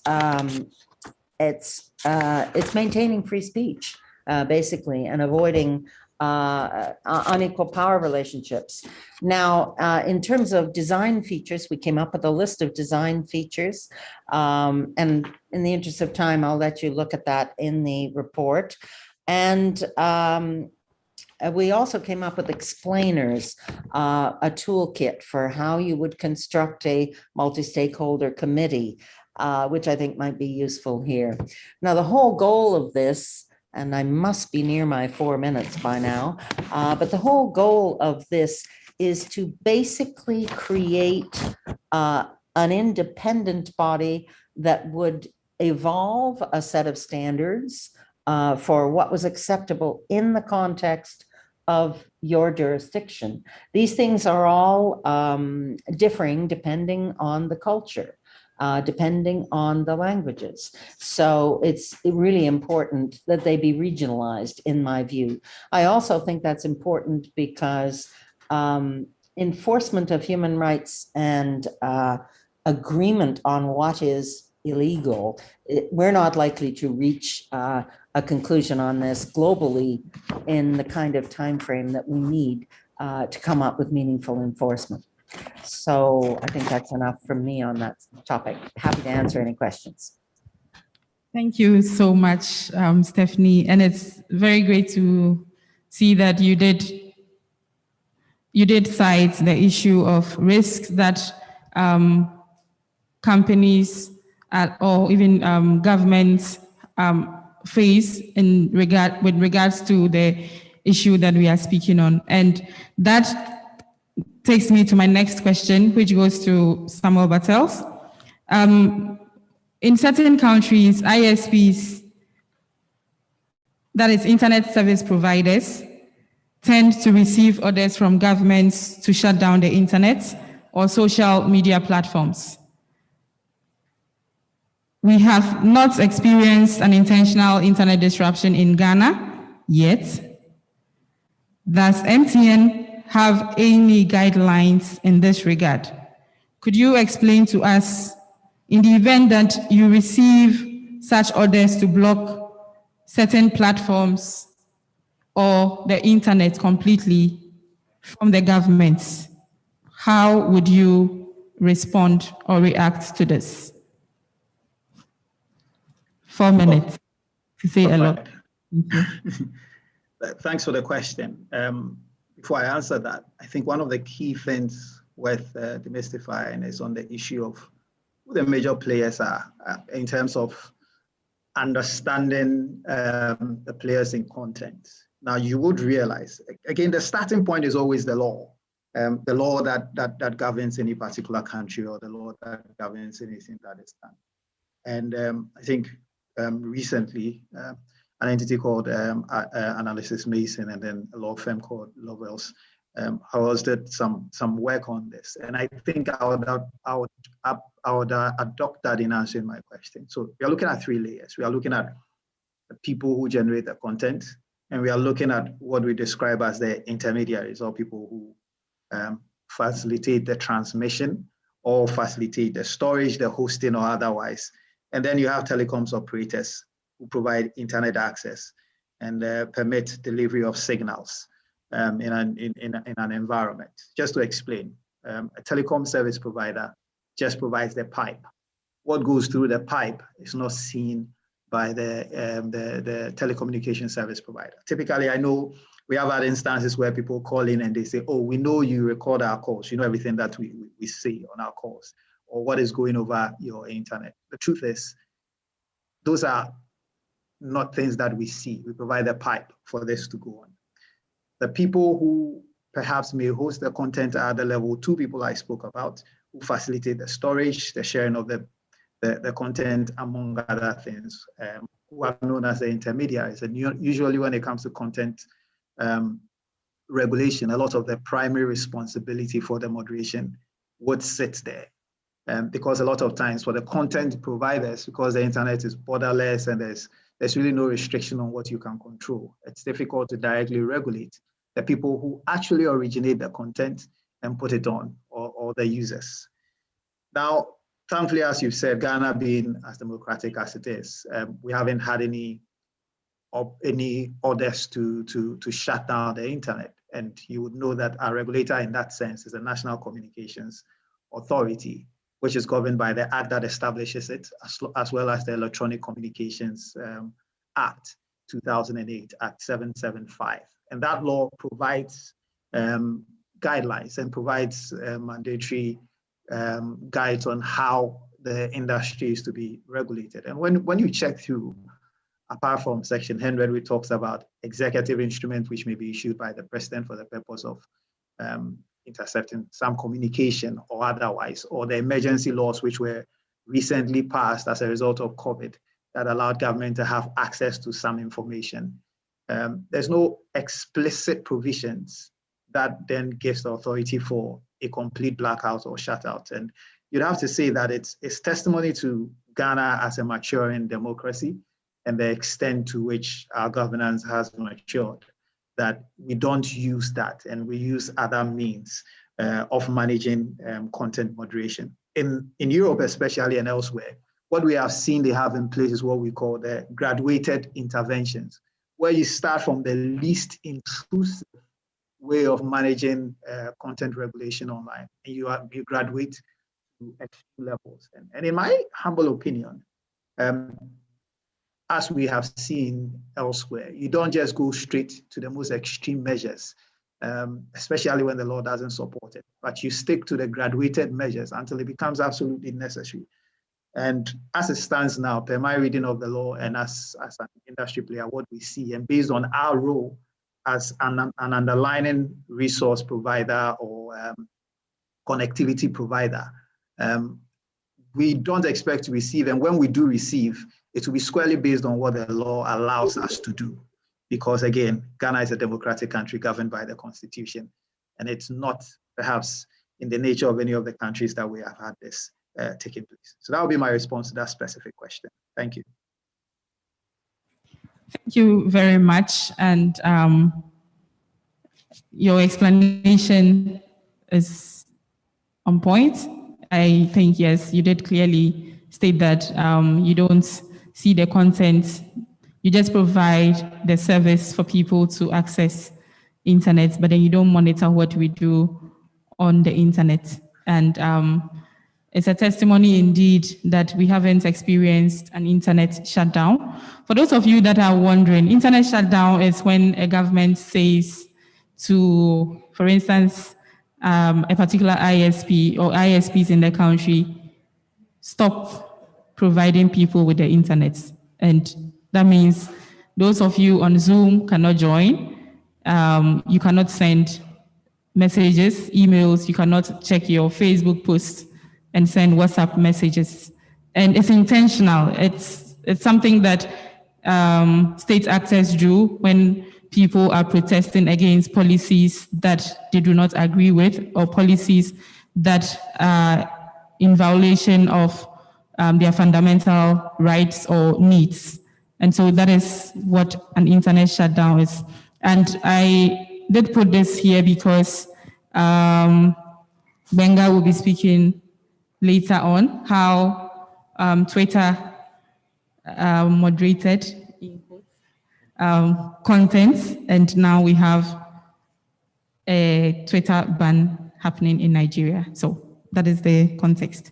And last year, under the Keep It On campaign, which is a global campaign against internet shutdowns, we documented over 155 incidents of internet shutdowns around the world in 29 countries. And this year, between January and May, we've documented 50 shutdowns. So there are things that happen. We are not speaking in isolation. They happen in other parts of the world. All right. Now, my next question goes to Dora. Dora, you know, we've been talking a lot about the internet and its importance over the past 3 days. And I would say that the internet has given power to people or everyone to freely express themselves and contribute to discourse. And some people say that the internet has made everyone a journalist, a reporter, blogger, informant, among others. On the flip side, there are concerns of people using the internet and other digital communication platforms to spread abusive and misleading content. How can the media in particular engage in improving the online space? 4 minutes. Okay, thank you, Felicia. I will answer the question, but I know this is not in my power to do, but just in case Sami comes back to make any submission, I still would want to hear, even though we haven't experienced, and yes, we have grown to a large extent in a democratic journey. I would want to hear, as an ISP or MNO, mobile network operator, their own guidelines, even though it hasn't happened. I mean, whatever they have there, stored there, so that should anything happen like that, what their response would be like, or what would inform their feedback or their reaction or their response. Okay, to the question that you asked, yes, content comes in different forms: images, sound, audio, visuals, videos, text. And these platforms do not necessarily produce content. It's all of us here, all of us online, all of us everywhere, who produce the content that we have online, that we get access to. And the content is the expression of each person who puts it there. So whether it's a video or it's audio or it's text, is what you think that you are putting there. And so, yes, largely the internet has facilitated people being, or almost everyone becoming a citizen journalist or an informant or content producer, however you want to describe it. And getting that opportunity also comes with some level of responsibility. And so I think on the individual level, as individual content creators, we have the responsibility to ensure that the content we are putting out is not harmful, it's appropriate, and it doesn't qualify, or it cannot be classified as illegal. And then beyond that, going to the media, I think the media should, you see, especially when COVID hit, even though we had lots of information circulating on social media platforms, would end up going back to legacy media to find out if this information that is being shared around is indeed true or not. And so the public reposes some level of trust in traditional or legacy media. And because of that, we also require or expect that the media would help in verifying some of the things that are peddled on social media as news or as truthful when they indeed are not. And I'm making reference to mis or disinformation, fake news. So the media on their part could help in terms of going through the verification processes in putting their own content out to ensure that at least when it comes to fake news, misinformation, disinformation, they can help with that. Beyond that, I think the media also have, we have journalistic standards that the media are supposed to work with. And each media house is also supposed to have editorial standards, principles and guidelines that they work with. If the media are to go with these principles and guidelines and standards, they will also largely help in not contributing to speculations and misinformation, disinformation.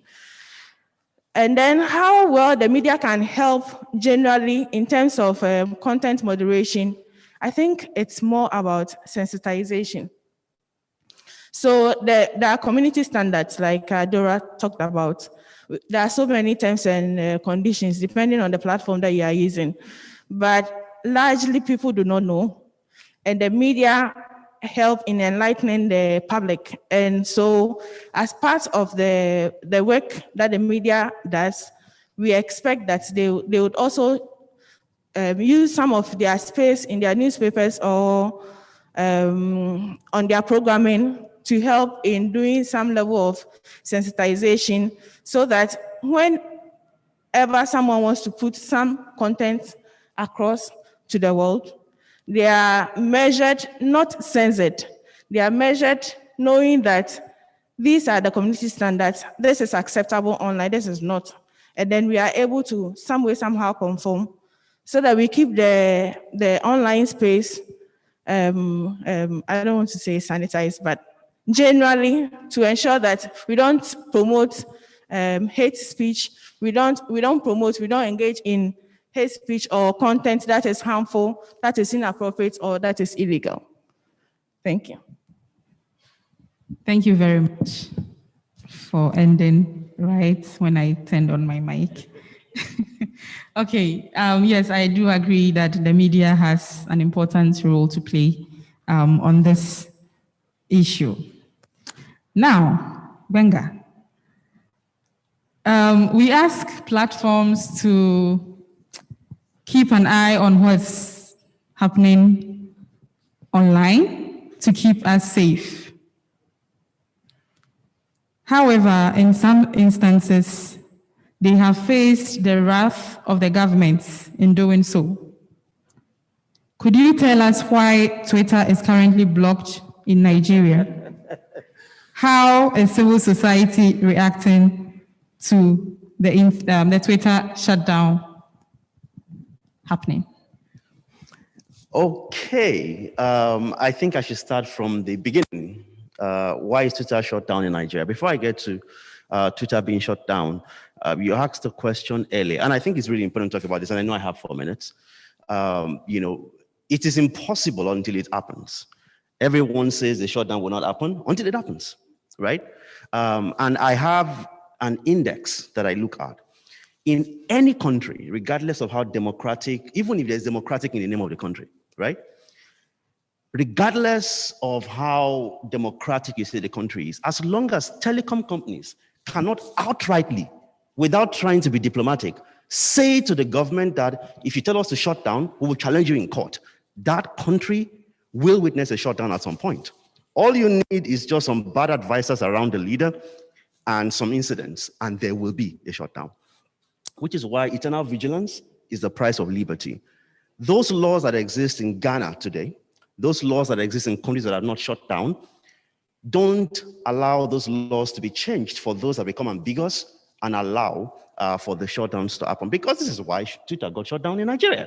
Many people will tell you many years ago that, oh, it's not likely going to happen. In fact, when it was announced on June 4, there were people who said, it's not likely, Nigeria will not go that far. But clearly, there were telecom companies that were already scared of losing their licenses. So when government said shut down, the first thing they thought of was my license. They didn't think of the laws of the land. They thought of my license. And in many cases, you will say it's not their fault, but we are all responsible for how this, happens. By the way, this is not about Twitter. This could have been any social media platform. And the reason why it happened is not because Twitter deleted the president's tweet. Other platforms deleted his statement, the exact same statement, but they were not shut down. This had 3 elements in it. Number one, it was personal vendetta because Twitter had been seen as a platform that supported protests in October 2020 in Nigeria. It's a platform where people quickly take hashtags and start talking about protests. That's one reason. The second reason goes way back many years. Citizens never really had a chance to express themselves offline as they now do on social media. And I'm not saying all. We used to look at people who went out to protest as, wow, these guys are brave. But now you don't need to be, in quotes, brave to protest. You can type the hashtag and say, what was the last one in Ghana again? Fix the country.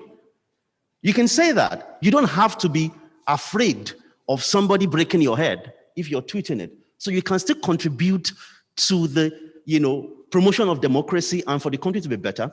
But incidentally, this platform has now become a threat to many governments, especially governments that have an agenda. So, by the way, let me take you back into history. This is not the first time that the Nigerian government will do something like this. In fact, at the very beginning, when internet service providers started being set up, the Nigerian government at the time, which was a military dictatorship, arrested and jailed people that were starting ISPs. That's when you should begin to know that when incidents like that happen, when there is talks about national security and there is no definition of how it will be done, and people have to be questioned, then know that that could happen. And the third thing that I think is really important is that when the announcement was made, nobody asked to say, why should we shut down? Where is the order? The courts were closed. So there was no court order. There was no warrant. But everybody just complied, which is the reason why the government got bolder to say, you know what, not just Twitter, all OTTs, you'll be registered. And then just today, an hour ago, the National Broadcasting Commission announced that all journalists must stop reporting when bandits and criminals carry out any action. Now, what do you think that is? That is an agenda that started, it is not just Nigeria. There are elements of it in Ghana. There are elements of it in every African country where we have worked. But I think this is where civil society, as you asked, comes in. This is why citizens and civil society, watch out. Please stop assuming that policy conversations are not your business. They are your business. When there is a discussion about cybersecurity and everything you keep hearing is security, security, security, ask the question, how about rights? By the way, more often than not, national security is not about national security. It's more about regime security and regime protection. So it's important for civil society and citizens, keep your eyes open. As we say in Nigeria, shine your eye. When you hear things that sort of sound strange, I like that voice. When you hear things that are strange, ask questions, participate in policy conversations. And in a meeting like this, when you hear someone, say something like, well, if a government official, for example, says, well, we will never shut down, ask the question. Yes, you may not shut down, but are you giving a guarantee that you will not manipulate this cybercrime law to punish someone for the right thing they've said, but you're not comfortable with? So, eternal vigilance is the price of liberty. We will say it won't happen, but if we don't pay attention, it can happen anywhere. Yes, thank you so much. And I normally tell people that haven't experienced these kinds of disruptions that you don't have to wait for it to happen. You have to start having the conversation and the awareness that these are happening around and respond to them. These shutdowns and restrictions have happened in very democratic countries and on the far side, autocratic countries. And so it's not a specific group of countries that do it. And it doesn't announce itself. Sometimes you are lucky, you get the signs, and mostly what you see offline. So we normally say that the offline repressions are reflected online, and sometimes the signs are very clear. Most of these disruptions happen, as I said, around elections. Why? Because there's heated conversation around what is happening, what should we vote for, or who should we vote for. So it gives a platform for open discussion. We have a few more minutes. I would ask Mr. Samuel Jechi, because I have two Samuels on my panel, to let us know how, I think all this conversation, a lot of responsibility lies with the Ministry of Communication and Digitalization. And so we want you to tell us, what are you doing to ensure that our rights are protected and we are safe to use the internet freely, securely, and express our views in national discourse and other areas. Thank you. 4 minutes. Thank you very much. I think the Ministry of Communication is doing a lot. The previous speakers, the Member of Parliament for Ningo Prampra mentioned a lot. My Honorable Minister in her speech also mentioned some of the things. The ministry uses laws, enacted laws and policies to secure our safety online. The cybersecurity policies and strategies are also part of the things that are available to protect us. The Data Protection Acts are also there.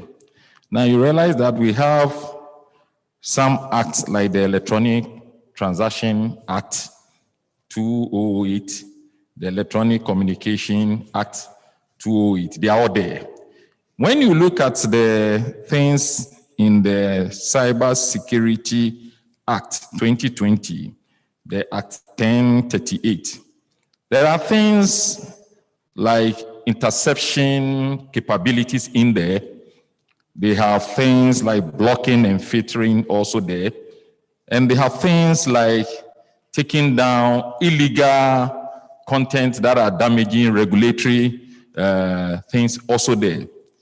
So for Ministry of Communication, a lot has been done. We are still doing more. But like where previous speakers said, there's no clearly defined laws as to what exactly is supposed. But all these acts and policies are available to secure our security online. So I think we are doing a lot and we should not be scared. You see, one of the things the cybersecurity strategy and policy are also doing is about the COP, the child online portal to secure our children who goes online. The previous speakers talk about some during the COVID, you see children between the ages of 6 and 10 sitting and learning at home. How do we protect them?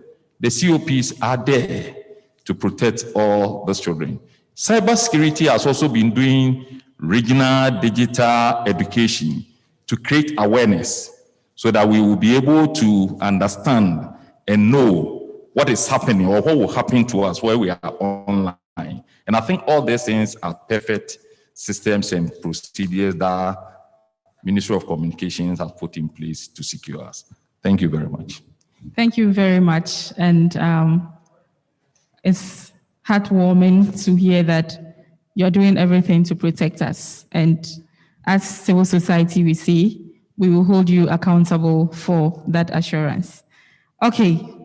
I would like to find out if we have questions from our virtual participants or in the room. If you have any question, please raise your hand. I would take 2 or 3 questions. Please ask your question, go straight to the point. We don't have much time for this session. Please, any question? It's either you didn't follow the conversation or you are shy to ask questions. Which one is it? Or you understood everything that we discussed? Oh, thank you. That's great to hear. Okay. I would give all speakers 1 minute. Okay. There's a hand. Please, can we get him a microphone? If not, come forward and take the mic.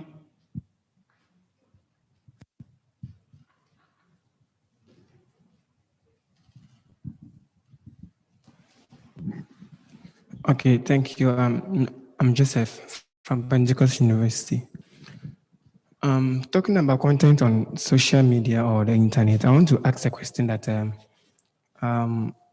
we normally see people posting issues concerning governance and also policies and issues concerning what the government talks about and others. So I want to ask that how often do the government, let's say our president and his board, how often do they take social media content into consideration?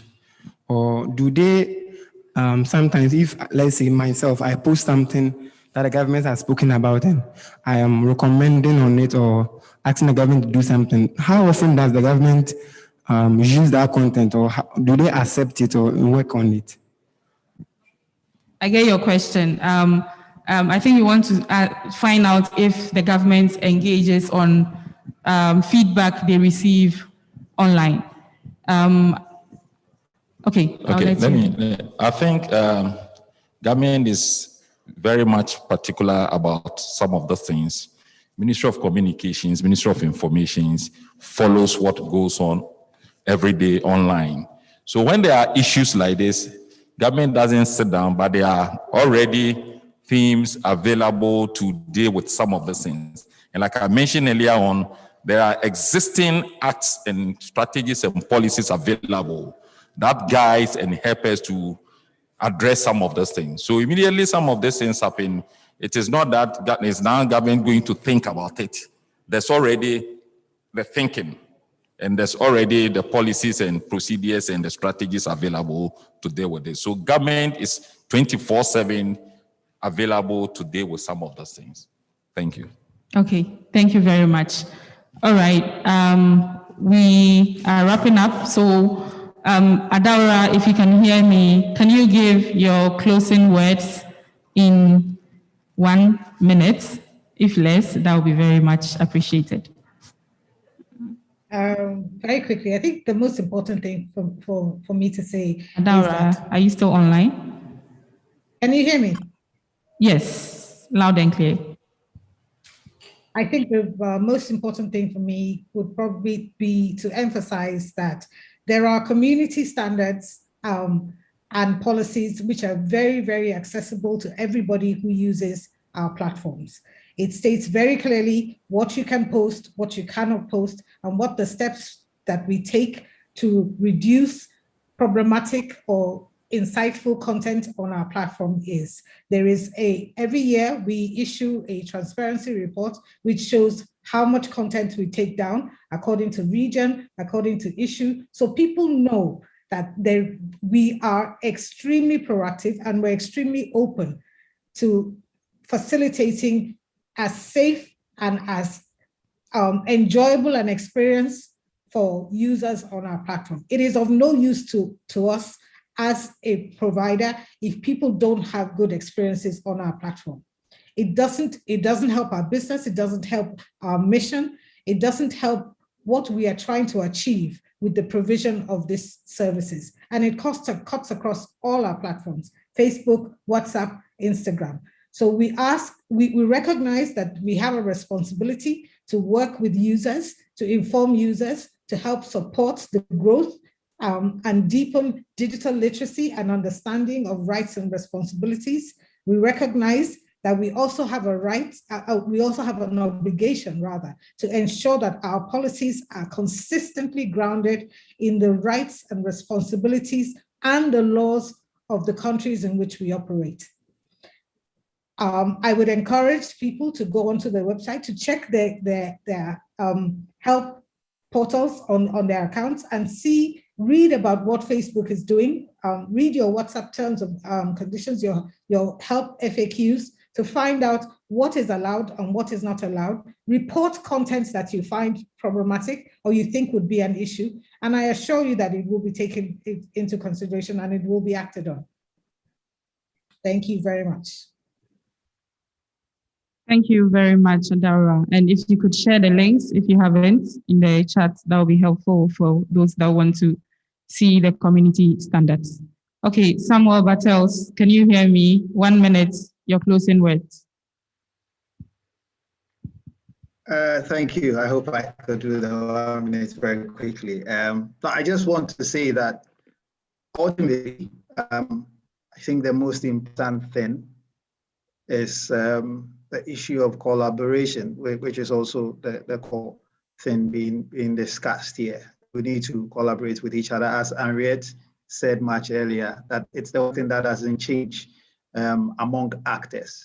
The starting point is always the law, and as Gbenga said, it's important that we safeguard the laws to ensure that there are no abuses and that the laws are not changed in a way that affects people's rights negatively. But I also think that here in Ghana, we tend to like to use a lot of offline ways of dealing things online, irrespective of the unique characteristics.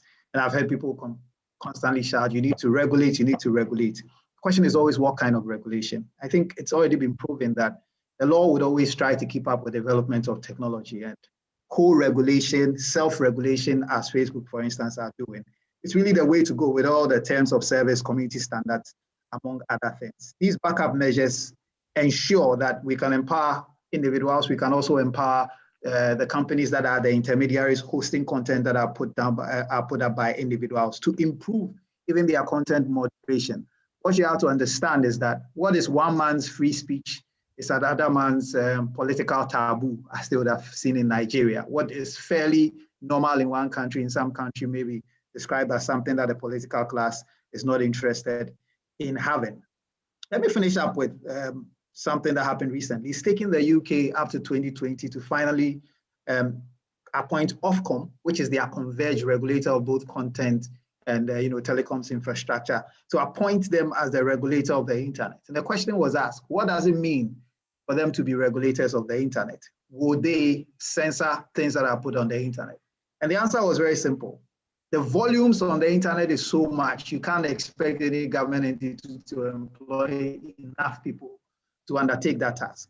So what did Ofcom say? They said we'll be responsible for regulating or moderating individual pieces of online content. It means that the online platforms that already have all these systems in place are the ones they are going to collaborate with to empower them to ensure that they do what they have to do to ensure that the internet is a safe place.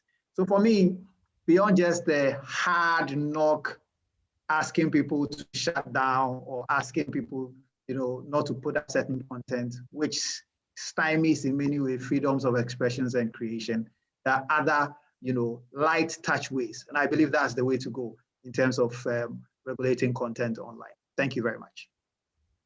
Thank you very much. Stephanie, can you hear me? Your closing words. Yes, indeed. Thank you. I just urge you to consider the merits of setting up an oversight body composed of multi-stakeholders that could come up with some kind of a code of conduct and basically receive complaints and do reviews of actions that have been taken. Because inevitably, what we are seeing is one platform being taken down, another platform issuing the same content and not being taken down. Governments making decisions, as was pointed out, any government could feel an emergency was occurring and feel they would have to take a platform down. That's a decision that could be reviewed by an independent body. At the moment, who actually is accountable to review these actions? It's usually the government or the company. And we need a better, more rounded, multi-stakeholder and democratic approach where civil society can participate and ensure that human rights are being upheld. Thanks. And it was a pleasure being here. Very interesting. Thank you very much. Okay, Mr. Samuel. Just to add, I want to say that the pandemic has exposed us a lot into the internet, and therefore everybody is there. But we have to be mindful as a nation. We have acts and policies, few laws available that governs our activities there. We just have to be mindful what we do, what we send there. Because like the district assembly, sometimes we don't know what bylaws they have. But when you pick the bylaws of a district assembly, there are things that you have no idea. Like the policeman stopped you by the roadside. He can even tell you that the mirror that you use, your driving mirror is turned upside down and you can be arrested. So there are things that we need to be very careful as we go online to trade our activities. Thank you very much. Thank you. Okay, Dora.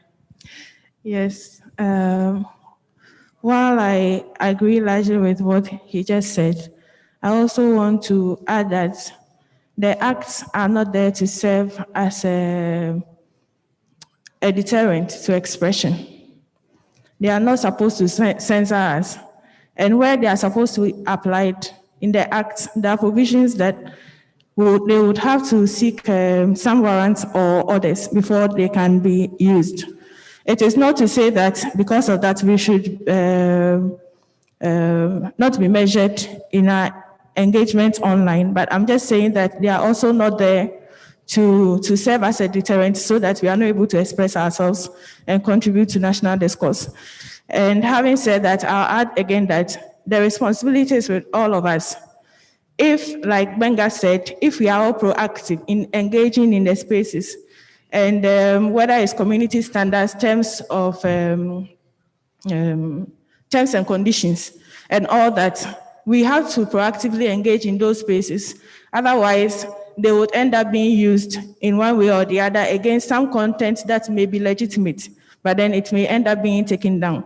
So let's collaborate in keeping government at arm's length by doing self-regulation. And I believe together we can all chart a good path for expression, human rights, as well as respecting the terms and conditions of the platforms, so we can all contribute effectively to the online space and to other discourse that we may find interesting and beneficial to our respective causes. Thank you. Thank you very much. And then Wenga. We live in interesting times and we all have to, chip in a bit, all of us. The hate we see online is not because of social media, it's because of the hate that exists in our communities and has found expression online.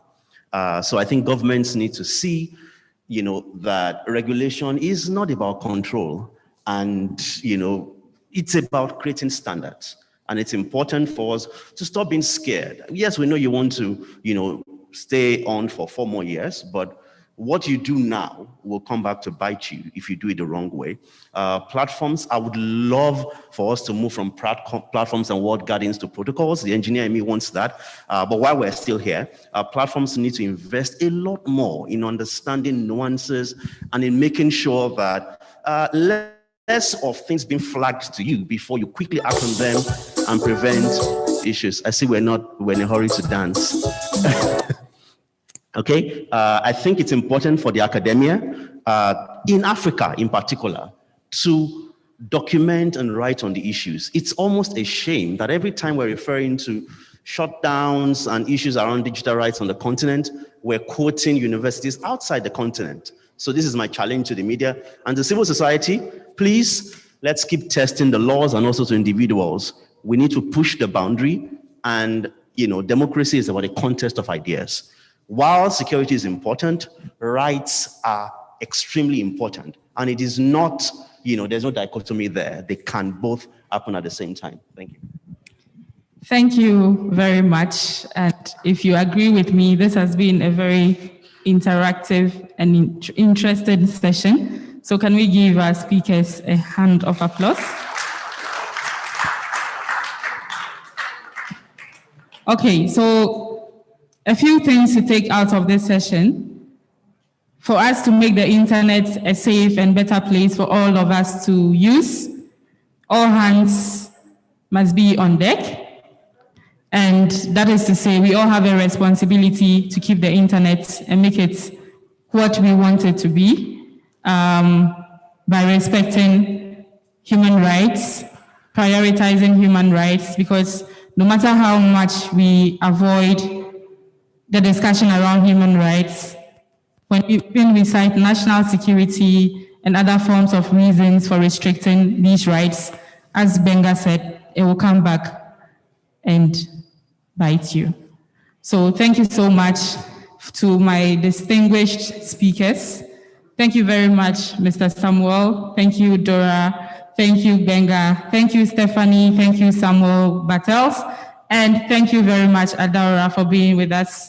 My name is Felicia Antonio, those of you that didn't get my name, and I am a campaigner against internet shutdowns. Enjoy the rest of the sessions, and let's have a group picture before you take your seats.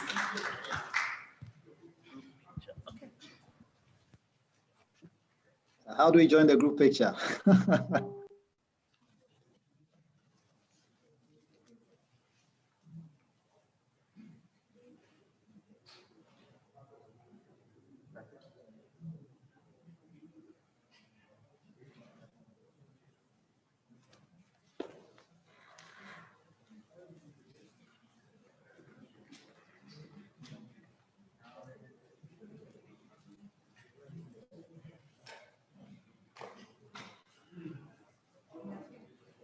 Thank you so much, Felicia, and thank you so much for our panel members. We're excited to have you at Internet Governance Forum 2021, and we've had spirited discussions so far from the beginning this morning up to this afternoon, and we're transitioning to our last sessions for the day. We're going to have 2 sessions. They're going to be breakout sessions. The first is going to be the biometric and digital identification system in Ghana, how safe our data is. And the other one is going to be the Ghana online business and economic venture and culture. They are going to be running synchronously. So we're going to break out in the breakout rooms. The first breakout room is here, which is going to be the Ghana's online and economic venture, which is going to be moderated by Nana Kofi Asaf-Wedu. And the second one, which is going to be the biometric and digital identification systems, is going to be in the conference room across from the entrance, which is going to be moderated by Mr. Ivy Tufo-Wetu. What our advice is that we're going to have lunch, which is going to be packed, observing the COVID protocols. So what is going to happen is that during the sessions, you're going to be giving lunch, and it's going to give it to the participants. So please observe this. We are going to break out now, and then afterwards we'll have our closing ceremony. So choosing the sessions, those who want to have the Ghana's online and business culture, economic venture culture here, and then the digital and the biometric identification systems in the breakout room. across from the entrance. So let's try and transition into the rooms.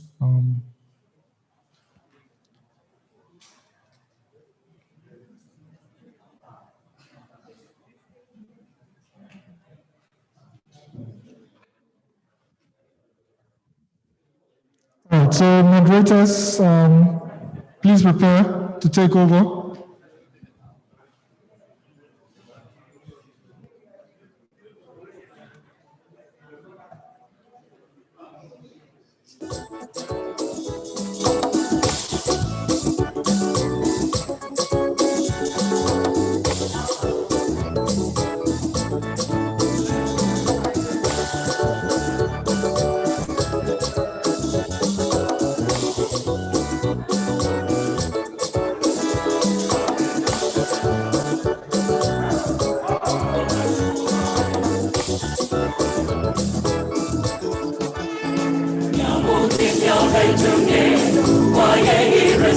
Hello.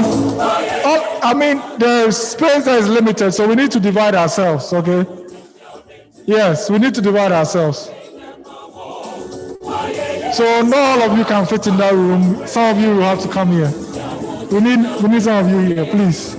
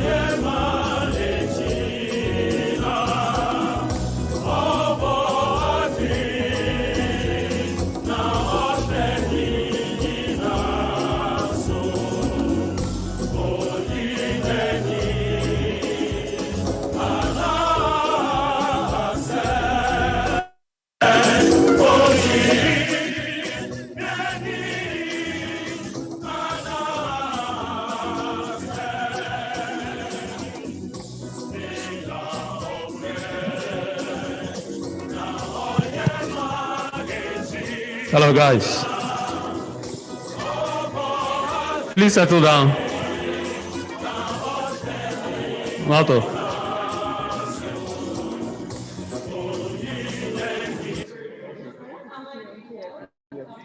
Guys, let's settle down for the next session.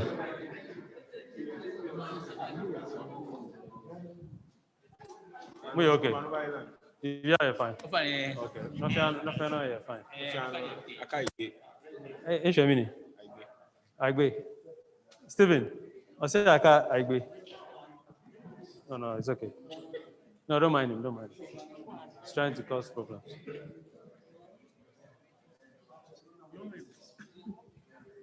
Is he doing something? I'm waiting for you. Yeah. Hello, good afternoon. Welcome to the session on online business. This session is going to be mostly virtual because most of the participants are online. So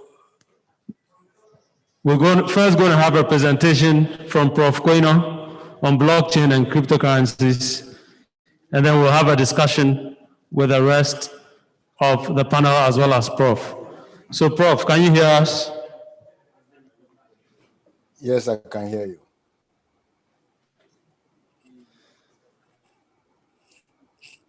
Hello, good afternoon. Prof, can you hear us?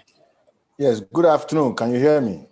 We can hear you, sir. And we apologize for the delay, but we are very glad to hear your voice for the first time today. And we really appreciate you taking time out of your schedule to talk to us about this very important cutting edge technology and how we can take advantage of it or deal with it in our space. So, Prof, we'll try to get the rest of the panelists into contact virtually, and then we'll hand over to you to give your presentation before we have the panel discussion and then take some questions from the audience. That will do. Can we get Owusu Bidiako on there?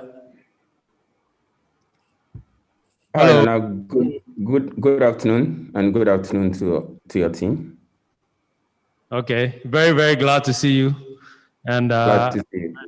I hope, I'm sure you're going to give us very interesting insights, and we look forward to our discussion. Most definitely. Thank you. And then the next person is Mr. Olugbile. Let's see. Mr. Shegun Olugbile. Please, Shegun, can you hear us? Look for him on there. Hello, Shegun, can you hear us?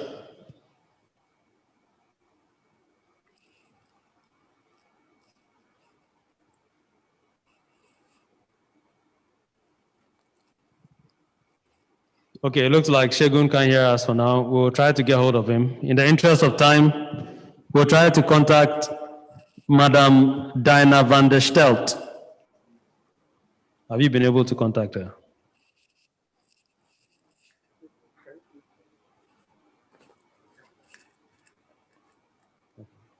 Dinah to pull up.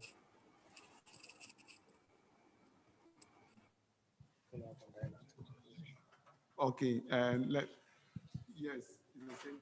Okay, so while we're trying to find the rest of the panelists, in the interest of time, we'll hand over to Prof to give us his talk on blockchain and cryptocurrencies and the way forward.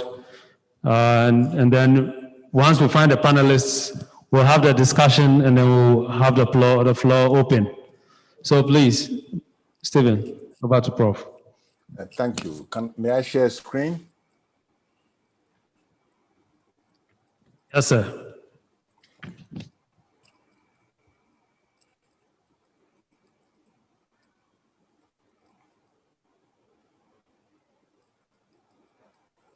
All right. Well, thanks very much for this opportunity.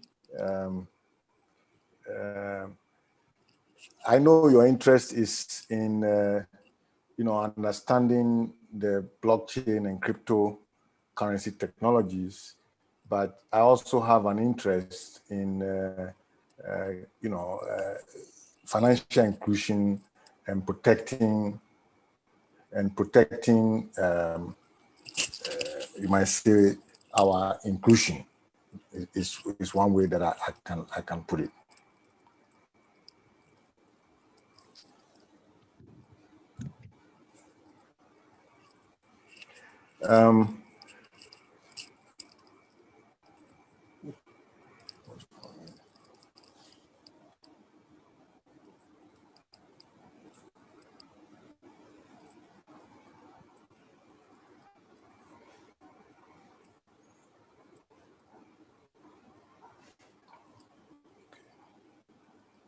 Let me just do it like this.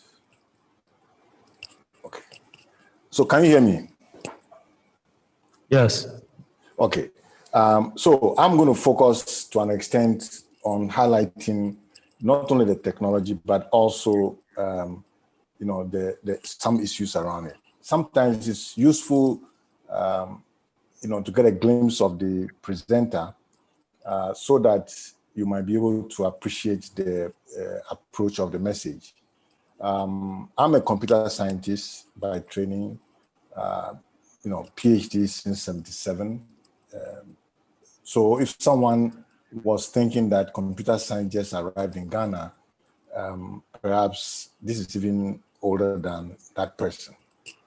And with extensive experience in one of the companies that powered the early ARPANET and internet, and that's Digital Equipment Corporation, which resulted to an extent with the establishment of the first internet connectivity in Ghana in late 1993 by Network Computer Systems. I happen to be a former member of the IGF Multi-Stakeholder Advisory Group. I'll try and build some common language that we may be able to use to discuss the blockchain and cryptocurrencies. At the same time, since we are at the IGF, I'll try to touch on the policy and regulatory issues affecting this area. And finally, try to raise really important governance issues that needs to be discussed if we are to take full control of our development, so to speak, by governance. As a starting point, one may ask the question, what is a coin? Because it's nothing physical. As it turns out, it's a property associated with addresses in use in a community. So if your community happens to be blockchain X and there are addresses recognized within that community, it has a property which is called the output, okay? So if you receive some things, then it got some outputs, okay? And if you spend some things, then you've also, been an input. So the amount of coins you have becomes the sum of all the times that address has been mentioned as an output, less the times that is being mentioned as an input, okay? So a coin really is an unspent transaction output. In the case of Bitcoin, which showed up around 2009, it solved a particular problem that hitherto had not been solved, which is the double spending problem. Or, it's been solved on a central single machine or system, but when it is distributed and decentralized, it hadn't been solved. I mean, this is the classic problem they refer to as the Byzantine general problem, which is, if you are attacking and some of the generals cannot be trusted, how do the ones who can be trusted arrive at a decision, or how many bad ones does it take to break the ability to? Anyway, now it was 30 or 1,000 lines of code, but the most important thing is it had a limit on the number of coins that would be issued. Okay, and at that time the coins had nearly no value. Okay, but it was used in payment, and sometime in May 2010, it even spent $41 using tens of thousands of coins. Now, the important thing is that the transaction rules are to buttress peer-to-peer transactions. So you can spend from an address if it has an unspent output. Okay. And the rules or the protocols will check these. And you have to prove that the address you're trying to spend from is derived from your key, one of your keys, one of your things. And you actually have to show proof that you are the owner of that particular address from using the private key to sign something. And those who confirm these transactions are referred to as miners, and they must show that they've done work on that particular set of transactions by solving some kind of puzzle, and therefore they are rewarded. The implications of these rules are that you have a permissionless trust environment. You don't need an intermediary to trust the other party in the exchange. And it is cryptographic currency, which avoids the double spending that I mentioned earlier. Of course, once the intermediaries are being removed, entity-based regulation will be challenged. And replacing the inefficiencies with protocols or method of mechanically resolving things also creates its own issues. With the finite number of coins, in this case 21 million, in the case of Bitcoin, it is expected that its price will appreciate. So if you ask what is blockchain, it is really an electronic implementation of the formal filing system, the normal filing system that you know, the yellow, blue, red, jacketed document sets. It's a stack of papers, and it's ordered according to when they came in. And there are rules for knowing if the file has been tampered with.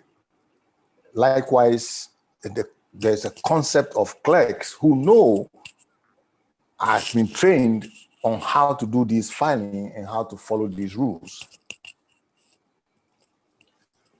In this case, Bitcoin introduced blockchain, but it defined the blockchain to store confirmed transactions, Bitcoin transactions.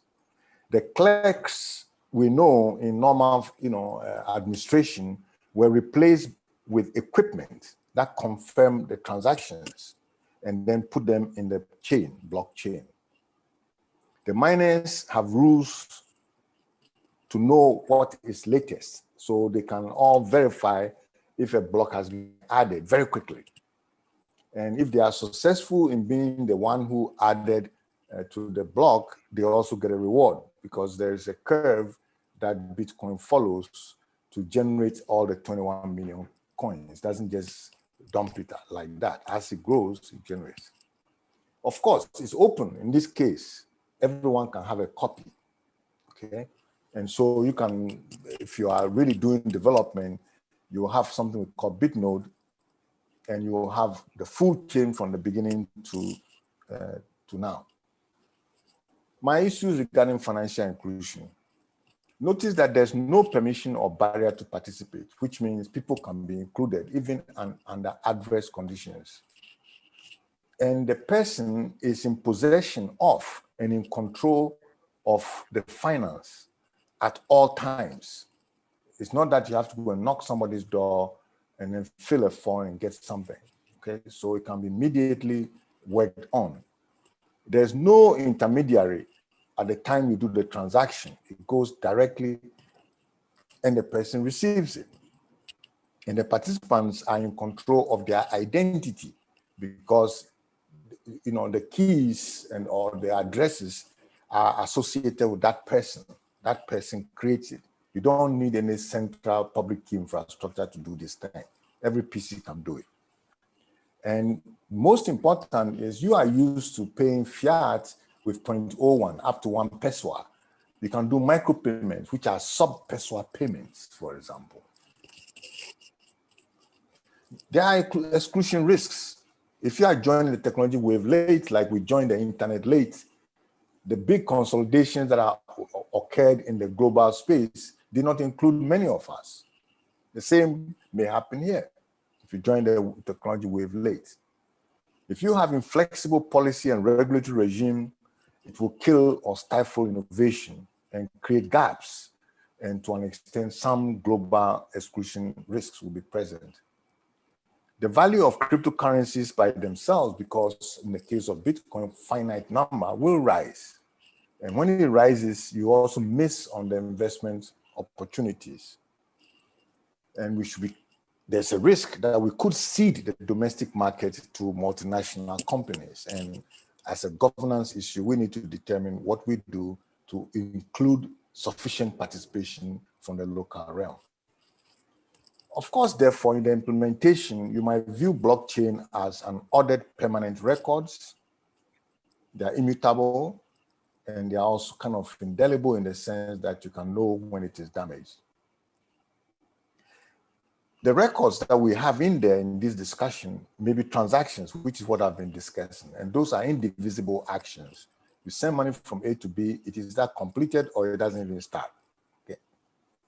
And then you could also put data on there, and more recently, with the appearance of Ethereum and several other similar blockchains, you can also put programs there. That means now it is stateful. You have to be very careful. The state on the block itself. And it employs computer science techniques, of course, networks and cryptography, and how you make decisions among independent people. In this environment, we call it consensus. And also the file implementation is done through computer science techniques, which we call data structures. And of course, there are plenty of algorithms and things there. And we also have the new notion of, smart contracts or software that runs on a blockchain or with outside environment, which allows us to have the software do the management of the wallet or the money, whatever it is. All this is enabled by the internet, peer-to-peer, and so on. And you inherit many of the approaches from the internet, like bottom-up multi-stakeholder approaches and so forth. How are transactions confirmed? Well, if you work by yourself, it may take you several years before you might get a block because it's somewhat random.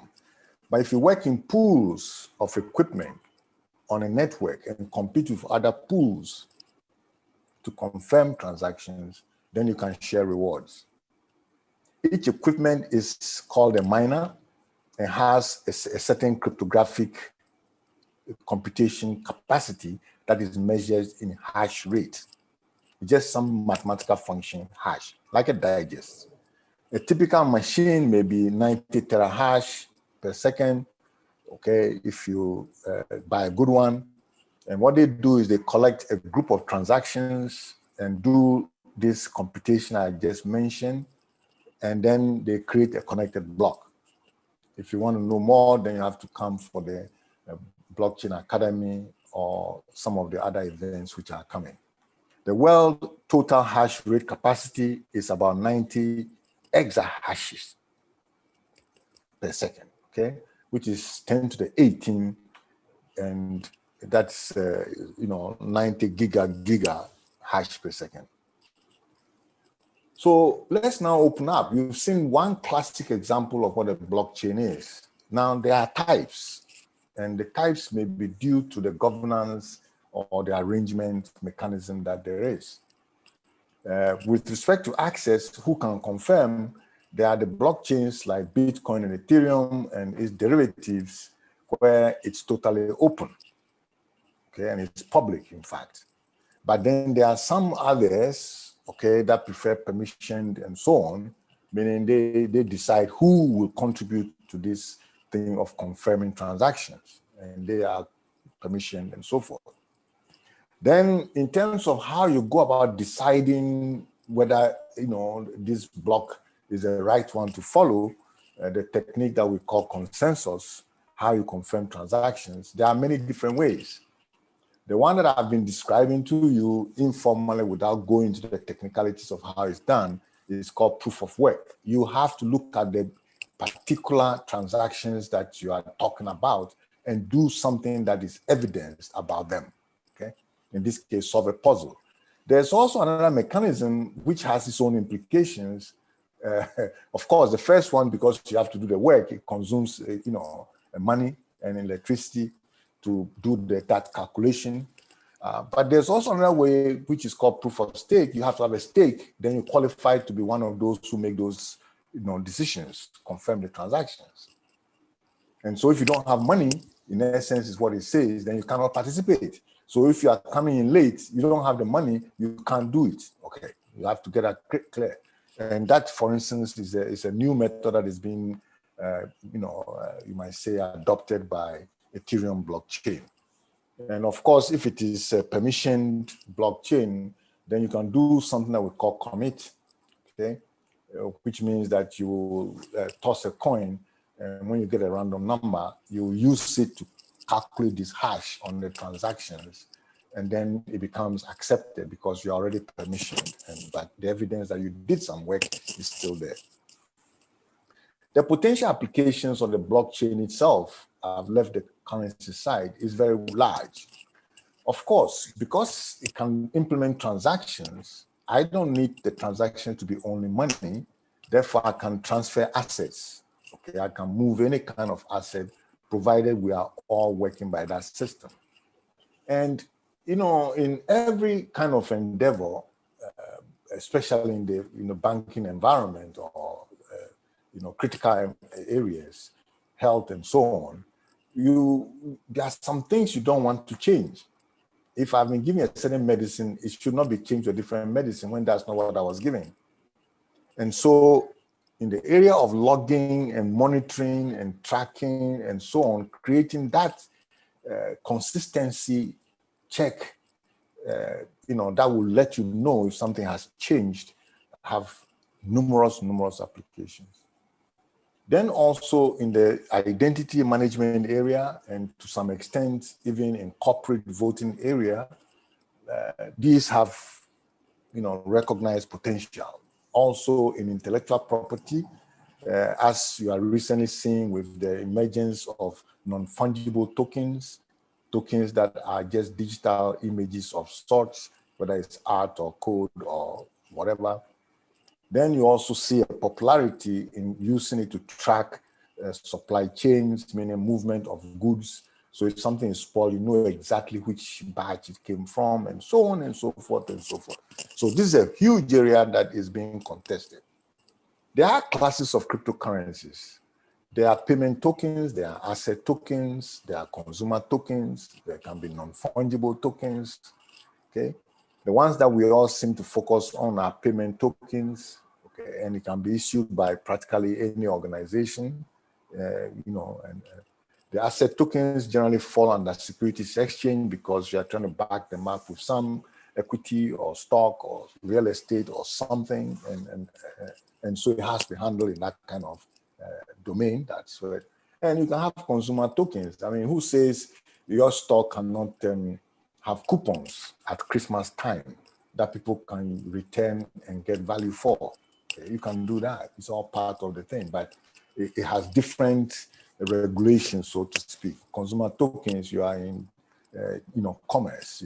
Asset tokens, you are in securities. You see, payments, you are in the, central bank domain, sort of, and so on. And non-fungible tokens is something new that, it's a digital artifact. We don't know how to regulate it yet. Also, in the crypto area, there are different types. Okay, you are familiar with the, you might say, the free, independent ones, where their value is determined by what people are willing to pay for it at various stores or exchanges. Okay, so they are independent: Bitcoin, Ethereum, and several of them. But you also have stable coins that are pegged to a particular, maybe currency, fiat currency, or gold or assets. And remember, I said the blockchain for these two major ones are open and anybody can get it. That means that the criminal also can get it. Okay, and if the criminal can get it, then there will be an incentive to have privacy coins also. You know, even from the regulatory point of view, there will be an interest, because if a criminal can know who has what and start causing mayhem, then there's an interest in having people be, you know, in some sense protected with privacy and so on. And there's a central bank digital currencies like ECD, and I'll make a comment on that maybe as we go. But the whole issue becomes, you know, how you govern the coins. And so securities or consumer tokens, or even tokens for simple, you know, approach of programming, because we can program by the number of tokens that are there can stand for what case. You know, if I have 1 token case 1, 2 token case 2, and based on that, I do certain things. And there will be certain new paradigms of programming which may come in that we haven't thought about. Now, fiat and Bitcoin. Because, you know, fiat, you know, depends to an extent on development, it can be affected by economic growth, and also it can have its own depreciation component. Okay, so it moves in its own way. In the case of Bitcoin, it is finite. And so if people use it, it will appreciate. But then it also comes in with speculation. I'm anticipating that people will use it, so I try to hodl. Okay, but this is the thing that you have to deal with. Now, the reach of fiat is, of course, by sovereignty, and the concern or the risk that comes out of the cryptocurrency environment, the reach is wherever there's a user, therefore could be global. You have wallets, but the wallets now can be on machines, they can be on software, smart contracts, and we don't distinguish between a user and a merchant, individuals and companies, you know, whether it's on phone or laptop and so on and so forth. But their job is to manage your keys that are associated with you and then present transactions correctly according to the protocol with the right signatures. What may be upcoming regulation? We should be expecting the AML and anti-money laundering and KYC, know your customer rules, to be, you know, more developed. And there's likely to be along the way what we call blacklisting of tainted coins. You know, as if a coin is being used predominantly for activity that is not appropriate. You will see a mechanism emerging, you know, encouraging people to stay away from that. We should also be expecting that as more and more people adopt these cryptocurrencies, and you know, perhaps regulations will come, but there will be some requirement for companies to report their cryptos. There will be rules for intermediary organizations working in this area, like the custodians, those who keep people's you know, keys, for example. Or people's keys, that's the coins. And there will be consumer protection for those who write wallets that fail, and when they fail, people's monies are lost and so on. There are risks. I'm using this to show you the problems that are related to these things. Also, the Financial Action Task Force has rules, okay, and we should expect some rules coming. This is a group that gives guidelines regarding you know, criminality and money laundering and so on issues, but they have a regulation out there where you know obligates those virtual asset providers and financial institutions to share beneficiary information, such as the originator information, to the counterparties in a transmitter beyond a certain amount. In other words, the two parties who today may not even know each other, at the time they exchange, we have to extend the so-called KYC things we do by passing the information on their name, their account, their physical address, unique ID numbers, date of birth, place of birth, to the counterparty. So there's a counterparty exchange of information that is about to be required. Now, blockchain in Ghana. And this one, you know, I like to start with the last bullet there. I mean, I think Bank of Ghana needs to be commended for developing their own central bank digital currency, the ECD. I mean, it's been late in coming because some of us have been asking for it, from the blockchain conferences, for some time. So it's good, and they should be commended for making that effort. Now, blockchain really in the country started when Ghana.com in February 2016 started to mine. Mine its first coin, so to speak. Immediately, it drew attention of the Financial Intelligence Center in relation to counter-terrorism financing concerns.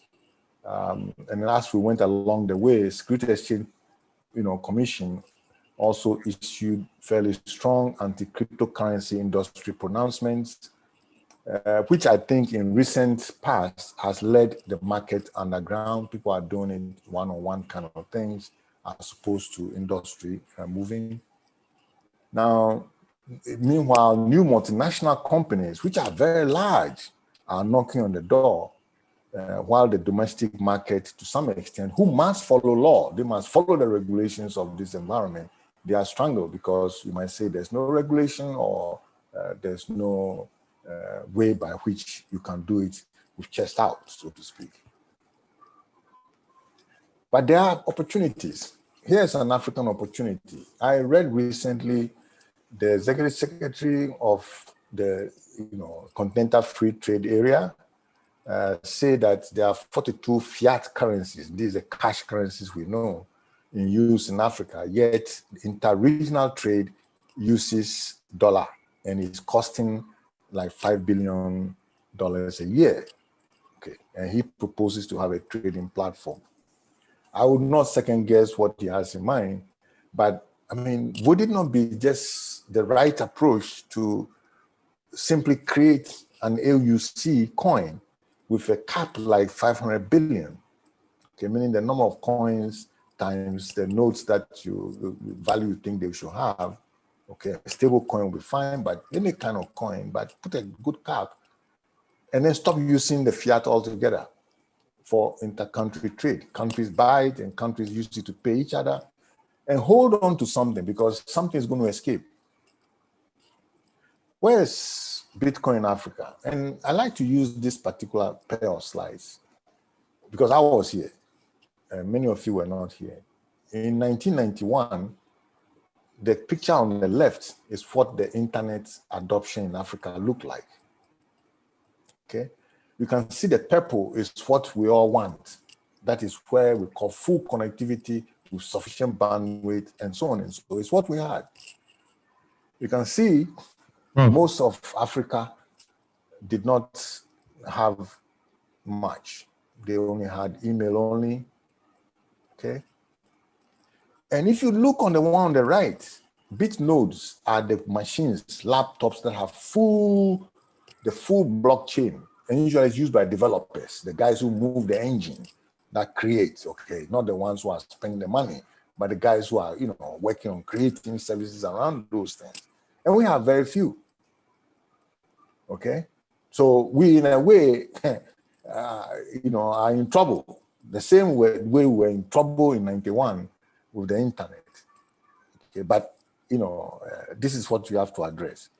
I thought, my data is 2018. I went and checked last night. It was very similar. It was very similar. So we may be adopting the use of the coin, but we're not adopting the technology. Let me do some reflections. After all, we are in an internet governance forum, okay? And, we're not here just to say everything is fine and everything is good and give ourselves a pat on the back, but we're also here to raise governance issues so that we will avoid, certain things that we may not have liked that happened in the past. Let's look at a number of them. In the 90s, there were several Ghanaian-owned ISPs. Most of them have disappeared. In fact, the internet industry was started by a Ghanaian company called NCS. Okay. Connectivity is now provided by multinational telcos. Was it by choice or by accident from the governance point of view? Was this something we should have done differently? Okay. ISPs were shut down. I know at least one. Okay, were shut down for whatever reason. And in fact, if we are to be, honest in discussing, not that it changes any arrangements or understandings, the DNS was in a way nationalized by Act 772. Okay. And I'm saying this because we are starting a new wave. You asked me to come and talk of a new wave. And what's that new wave? It's blockchain, it's cryptocurrency, it has its own technicalities, and it's not straightforward. It's talking about cryptography, and it's complicated and requires engineering, innovation, and so on and so forth. Okay, so if we want to look to the future, we should look behind and ask ourselves, what do we have to, in fact, evolve so that whatever we consider maybe pain point in the past would not be repeated. And it's from that perspective that I raised this. So what would cryptocurrency future look like? And, I kind of have to tell you honestly that most of the people in the cryptocurrency and blockchain business today most likely will be pushed out in the next few years and will become normal users, like they have become normal users of the internet. Okay, most will become users as opposed to providers. This is the emphasis I'm trying to make. Today we see traders, those who are trading, those who are hodling, and those who are marketing operations of international companies. That's what we see. We don't see the local engineers or businesses. I mean, in case you are doubting me, do you see them here? I don't see them. I don't see them. Okay. Yeah, okay. When I say I don't see them, I'm simply saying that there may be pockets of them struggling here and there, but you don't have the same momentum and critical mass. Okay. And Ghana is going to need some special consideration to hold on to its domestic market, because this one is the money that is moving onto global platforms. And when the domestic economy moves to global platforms, I ask, what economy would we have? And who is worrying about this? Who is crying about this? I can imagine Bank of Ghana has seen it. That is why it's responding with the ECD. And that is why I commend them very highly for it. But I raised a question, governance question, because we're going to end up governing this as well. Okay. And just as we'll end up governing artificial intelligence, it will come. Just as we're going to end up governing IoTs, it will come. Okay. But what would blockchain technical infrastructure, would the blockchain technical infrastructure we're building, for example, at Ghana.com, be nationalized in future? I mean, if somebody is innovating, handle tomorrow. That requires that we have true multi-stakeholder discussions approach. When we say multi-stakeholder approach, we don't mean consulting. That means consulting means you've decided and you are finding out what people think. We are saying that people who are stakeholders involved in the industry, plus observers who are interested, should discuss and evolve the policy. Not somebody else hides in some corner, makes the policy, and then comes and talks to you about it. At that point, you've cooked the thing already. How do I eat it? What can I say? I'll say everything's good. Okay, and then we go. Now, in this case, it's a very complicated area. Okay, just like its antecedent, the internet, it's complex technology. It has lots of economics in it. There's lots of law and governance issues there. There are social impact issues and therefore concerns. People lost their money.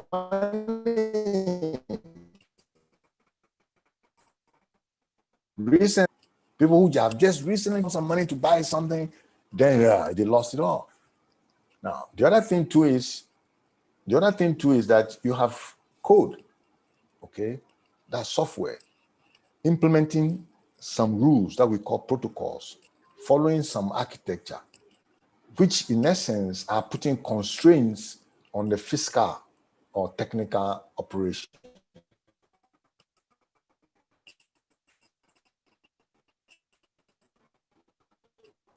We also have models in how these things work. Clear mandates by governments in certain aspects of these things. And then we have whatever it is that, but all of this have to be at play so that we can solve the problem for ourselves, okay, as opposed to cut and paste one from a good idea you heard somewhere.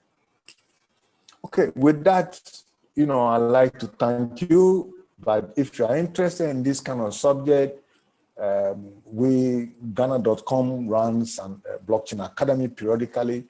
There's expected a Ghana blockchain conference sometime in September also that you could participate.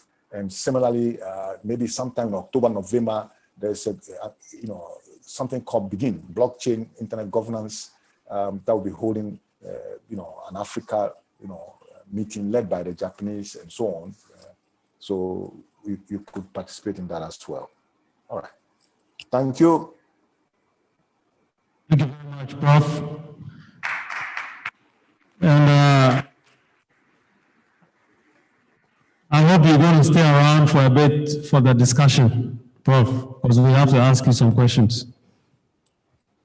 Hello, Prof. Are you there? Sure. Yes, I will stay for a while, but I have class. My class is just about starting at 2. So yeah, so I'll stay for a while, but please, if you can push the questions at me, I have class. So Okay. That's the challenge I have. So you raised a lot of topics, and in particular, you talked about financial inclusion. Can you give the audience some of the, if you can go over some of the opportunities out there for people to create systems and services to enhance financial inclusion across the country using blockchain technology right now?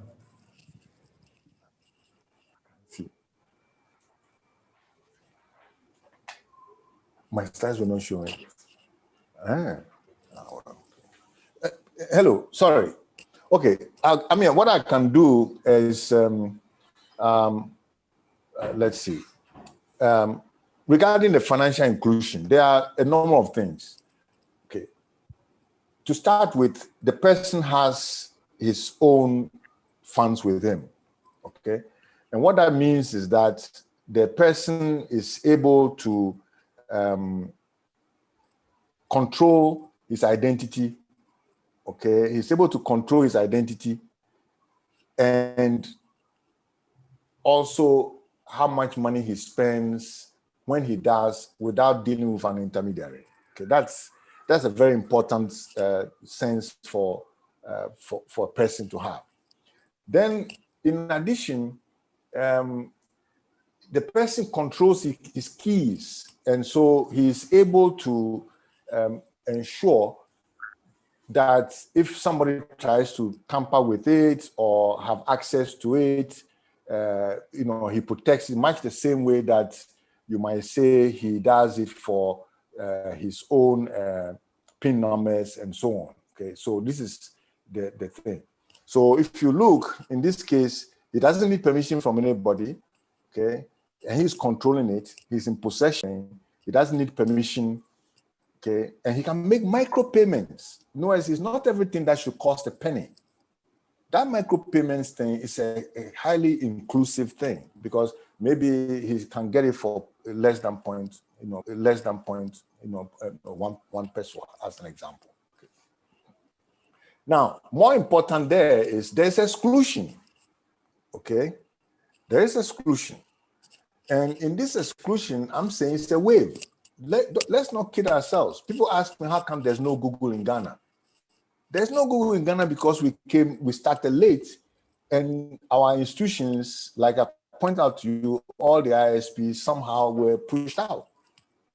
or through some mechanism, maybe shut down. And so, and those ones concern me more because this is a new wave. And if it's a new wave, then, you know, I'm very keen to make sure that we don't miss this wave as well. Okay, this is the thing. Okay, thank you very much, Prof. Do we have Shegun on the line? Do we have Shegun? Okay, let's go to Owusu for now. Hello. Oh, you're there. Yeah, I'm there. Can you see me? Well, not yet, but we can hear your voice. Okay. Thank you very much for providing thank you very much for providing the opportunity of seeing and listening to Professor. I have a question for Prof. As we know that blockchain technology has enormous opportunity, and we have also seen that in Africa, some of these the central banks in Africa seems to have another issues that has to do with the use of the blockchain. Now, you made mention of the policy issues. So in what way can we look at the use of the blockchain enhanced through innovative policy regime, especially in Ghana or in Africa? Thank you. Okay. All right. Let me. Very good question. Let me put it this way. In the case of Ghana, our central bank has been more balanced in its pronouncements around blockchain and cryptocurrency. They have always said that they like blockchain, but they were not sure. They didn't say it was bad. They said they were not sure how to regulate or contain such a volatile, kind of, asset. Okay. This is the position. So they've always been cautious, saying that they are looking at it, and at some point they will make some decision. It is other quarters who, perhaps out of some particular challenges in a sector, that outright, you might say, got people, frightened or concerned, and so on. But I'm also trying to suggest to you that it's been the same right from 2016 when I started. The Financial Intelligence Center had concerns, so it's nothing new. It's just that we have to develop the right approaches to maybe governing this sort of space, and that is why I refer to the governance things that are coming now. But there's an opportunity in the sense that because the global is beginning to mainstream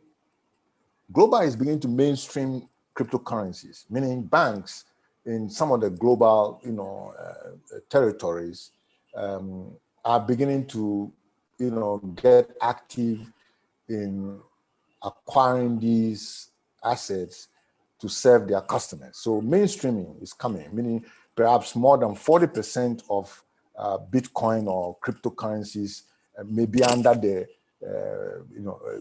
auspices of the traditional financial institutions, which is a surprise in itself. Which means that it is an opportunity for the central banks themselves also to, you might say, assess their role. And one of them is to say that I'm going to regulate the market this way, which is I want to have my own presence in that same sphere, which is good. And then perhaps subsequently they may come out with some statements regarding how you interoperate, okay, with other central bank digital currencies, or perhaps with these other currencies in a much more regulated and supervised way. I'm aware that central bank is going through some activity involving sandboxes. They've stated in the press, and all these things are the opportunity that the pressure of mainstreaming cryptocurrency is bringing, which I think is positive, because if Ghana is not present at all, I think it is not right. Okay, now Ghana can be present alongside the others. That brings some rules as to how we behave, and that is the right way to govern. Thank you very much, Prof. And thank you, Shegun. I was going to ask you a question, but I think you are as thirsty for knowledge as I am. For now, I want to go over to Owusu from the Cybersecurity Authority. And to put, Owusu, can you hear me? Yes, I can hear you. Thank you very much. So what I wanted to ask you, we've all heard what Prof had to say about the permissionless handling of cryptocurrencies. I have two questions for you. Number one, what is the Cybersecurity Authority's position or current state of ideas on cryptocurrencies? And number two, do you think the traditional banks should be afraid that their role is going to be usurped by fintechs using cryptocurrencies and digital assets? All right, thank you very much. And I'm here representing Dr. Albert Nchiwesiako, who is the National Cybersecurity Advisor. In terms of that space, we go with what the Bank of Ghana is currently doing, and we know a lot of discussions went into, especially the setup of the ECD. The good news about it is, for now, the plan is to pilot it for a while, look at areas that can be tweaked, and then eventually we have a full rollout. That space will live for them, but when it comes to pure infrastructure around these things, then definitely the National Cybersecurity Center and then, for that matter, the Cybersecurity Authority comes in terms of ensuring that these systems have the required protection or controls in place to ensure, first of all, their continuous availability, making sure that the information stored therein in terms of integrity is maintained at all times, and also ensuring that at least the confidentiality of the information in there is also preserved. If any entity, for that matter, wants to more or less deploy blockchain, as Prof said, for some of their services, these are some of the considerations that the National Cybersecurity Center and then will be looking into in terms of advisory to ensure that some of these things are in place. Thank you. In terms of the other one about the traditional banks and the fintechs, again, that will be a discussion probably for the banks and then the Bank of Ghana. But ultimately, the Bank of Ghana has taken a step, and I believe we would all support them and see the outcome of the rollout of the ECD. Thank you. Thank you very much, Owusu. So let me go back to Shegun, because I wanted to know the state of affairs in Nigeria, and maybe if you know what's going on in the space across Africa, you can tell us a little bit, and also handle the question about traditional banks, whether they should be scared or they should be involved. Hello, Shegun, are you there?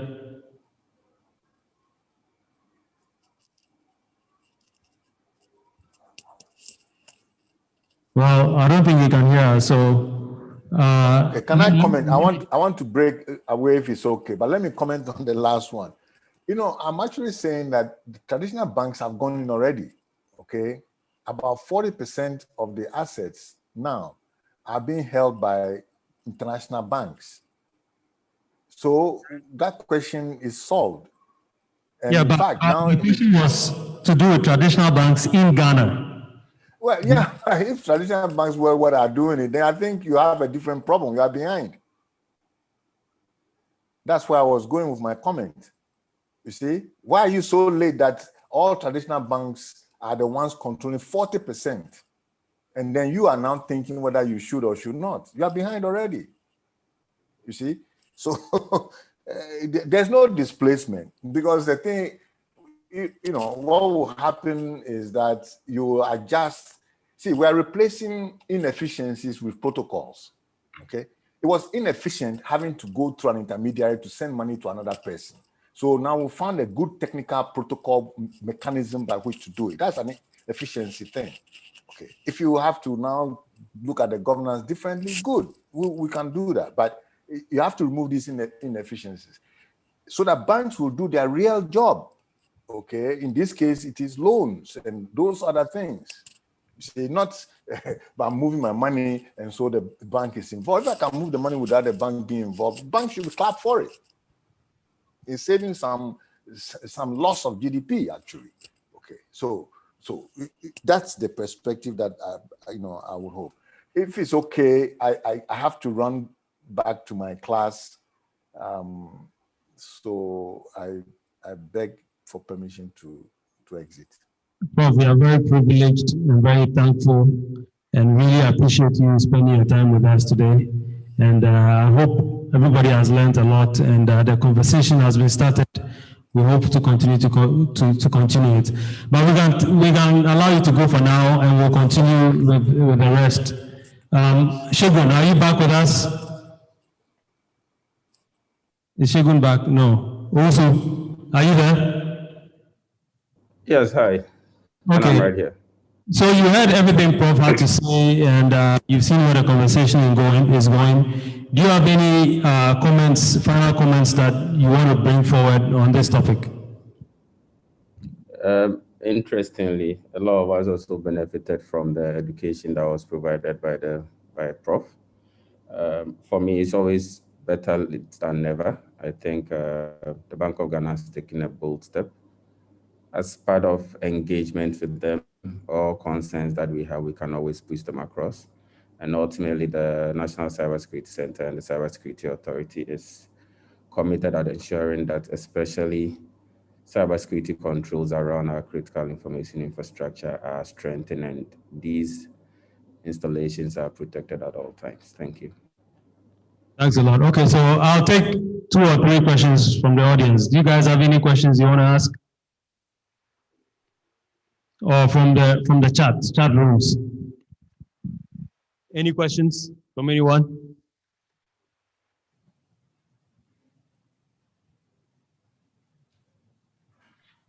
Hello? Hello, yes. Can you hear me? I can hear you. Sorry, I lost my connection. I don't know if you are coming. Oh yes, I called you many times. Is that Shegun? Yeah, that is Shegun. Sorry, I lost my connection. Okay. So are you in Nigeria or you're in Ghana with us? I'm in Nigeria. I'm in Abuja. Okay, so I wanted to ask you about the state of cryptos in Nigeria and what you see as a way forward for Nigeria and Africa. Well, thank you very much. I think it's an opportunity to be part of these events. I'm glad to see some of my colleagues. It's at the UN Internet Governance Forum. Let me go straight to the question raised. As it is right now, the cryptocurrency issues in Nigeria is being affected by the regulations released by the Central Bank of Nigeria. I don't know if you are aware that last year, Nigeria had NSAS protests where you have youth protesting against the malicious impact or effect of the Nigerian police system. And then the federal government felt that at that time, cryptocurrency were used as one of the channels through which funds were raised to finance that protest. So that has really contributed to to the government showing a lot of interest in the cryptocurrency. Then again, you have the issue that has to do with the regulatory, what I can call fear, institutional fear about the cryptocurrency, because right now, for those who are conversant with the, universe. Sorry, can you hear me? Yes. Okay. For those that are very familiar with what is happening, it is important for us to state that cryptocurrency, not apart from just being a digital or virtual currency, the fear is such that it's being seen as being used by those state actors, threats or groups and all that. And then the anonymity of the cryptocurrency environment is also, not making government to be comfortable. So right now, there's a policy from the Central Bank of Nigeria, which has to some extent put an effective ban on the use of cryptocurrency. And then, and of course, there was a directive issued to the bank in Nigeria not to honor or involve in a cryptocurrency, transaction. So to an extent, that has actually affected Nigerian cryptocurrency trading or market or environment and all that. But be as it may, like I said earlier when I was asking the prof, that is there any way that we can look at the regulatory innovations that could help the Nigerian and other African countries to look at the benefit of this cryptocurrency more than the other side that the government is looking at? So for now, Nigerian government has effectively banned cryptocurrency transaction, and we're looking toward where various stakeholders will begin to talk to the government to look at the possibility of regulating rather than to have a blanket ban. That's the situation in Nigeria for now. Thank you. Thank you very much, Segun. Do we have any questions from the floor?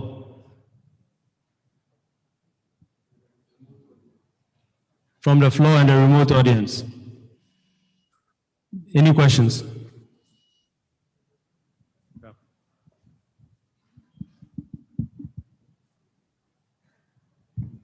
Good afternoon. Please, I have a friend who always introduced me to a site that you need to pay 300 Ghana cedis and then you get a whole lot of money mining. And I always think about that, and I think it's not possible. So I want our leaders to explain to us, is there any site that allow us to mine Bitcoins, just paying a little money and then currency, a lot of money. Is it true that we have those sites? Okay, I think first of all, I'll hand that question over to Owusu, who's with the Cybersecurity Authority, and maybe Segun can also chime in. Please, Owusu.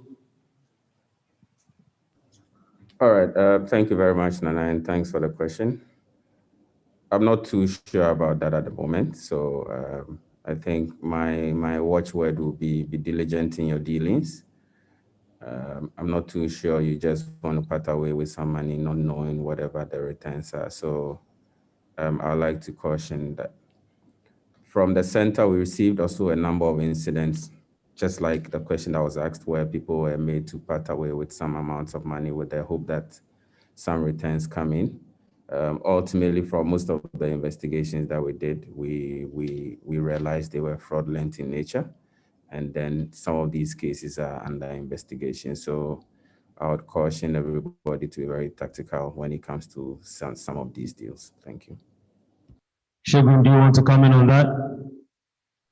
Yeah, I think it's good to provide a sort of advice too. I want to really align myself with what the last speaker said. It is very important for us to be very careful in getting involved in a cryptocurrency, because the anonymity of the trading platform is a very big risk. I don't personally, really for now, I don't personally get involved in an environment that is not regulated, in an environment where if you are cheated, you cannot have, the third party through which you can, complain or lodge a complaint. For now, if you go ahead and do some sort of transactions on the cryptocurrency platform, you're your own. So for now, I know a lot of people are doing it, but for me, I will advise that I think we should wait until when the government or the stakeholders maybe come up with a regulatory framework that could protect you and at the same time protect your investment. Because as it is now, cryptocurrency environment is actually being used heavily by the criminals entities and also being used by those that are not criminals. But for me, I believe that it's very essential for us to look at what best in case there are issues. So I want to align myself with what the last speaker said. Let's be careful. Let's not jump into the ocean for now. Let's wait and see what's going to happen. Thank you. Thank you, Segun. Any other question from the floor?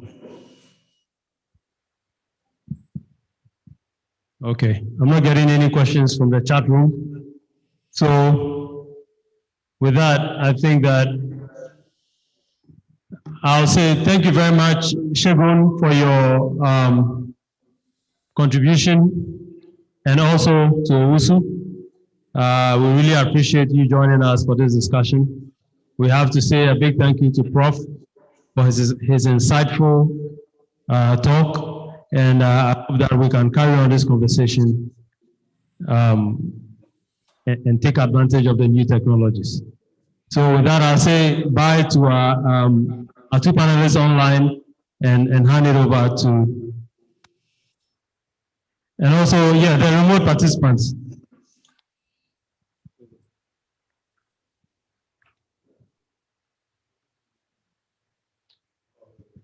Yeah, so I also want to thank the remote participants for taking part and sharing in this knowledge.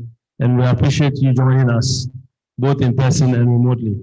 So thank you all and have a good evening. Bye.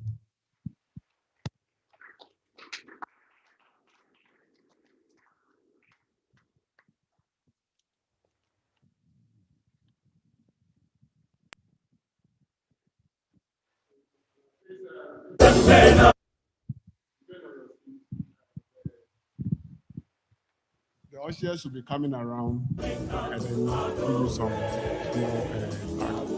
sample food. So just remain in your seat, they'll come.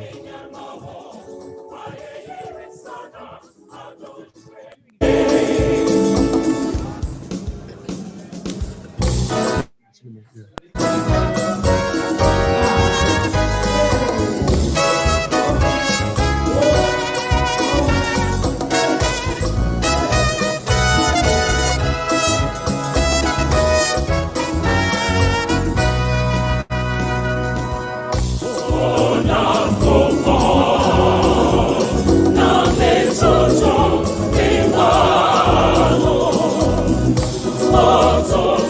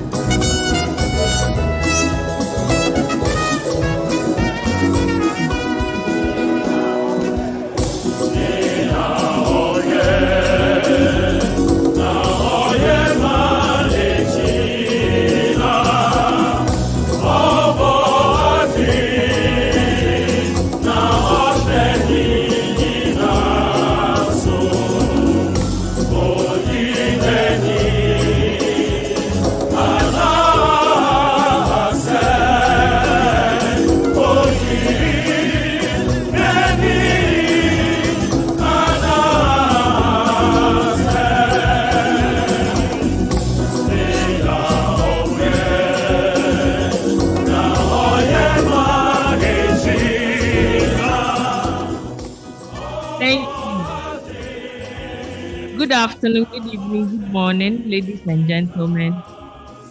All too soon, the IGF 2021 has come to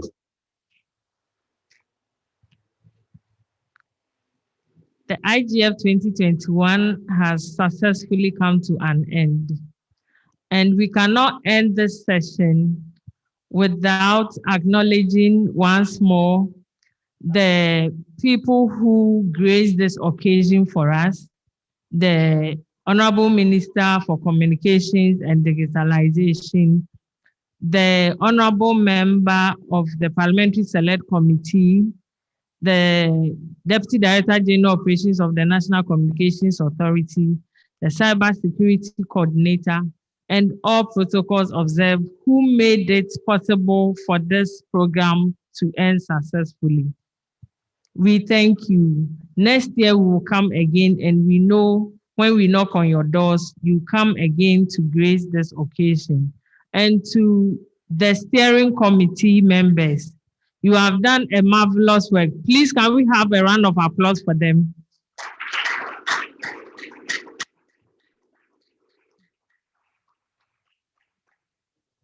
Thank you, the chairman for the steering committee, for your able leadership, for bringing the team together for us to have this successful program.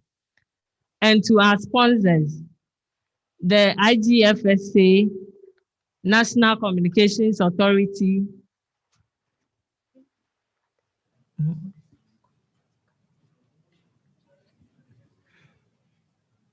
I saw Ghana, A4AI, Kofi Annan giving us the venue, GIFEC, NITA, and every MTN and EcoBand, and all the stakeholders who have made it possible for this program to be held.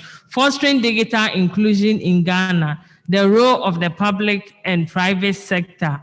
It has come to an end, and we have seen from the discussions and the deliberations from Wednesday from the School of IGF, on Thursday, Youth IGF, and this final one, that we need to collaborate to ensure we build and develop the internet ecosystem we have in Ghana. Thank you so much, our participants and audience, our panelists, our moderators. You have done a tremendous job.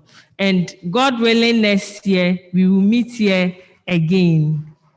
So as we end this session, we will take a group photo.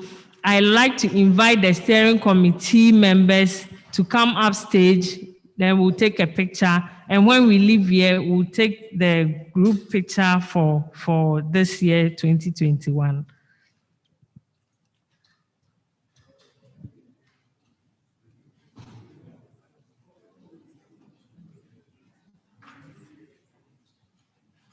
Please call the ushers and those at the information desk to come join us.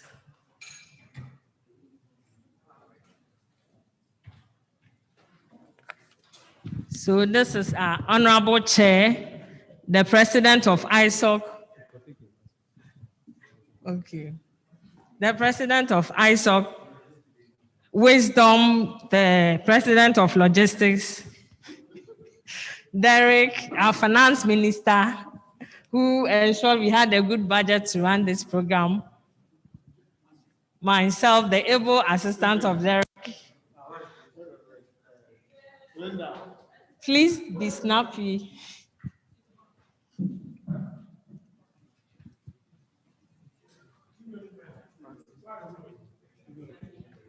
Yes. Francis and Lily spearheaded the Youth IGF. Mr. Kwekwenchi, the School of IGF convener, and able Felicia Antonio, who led to put up this program for the 2021 IGF. Please, can we take off our mask for the picture? Let's pause.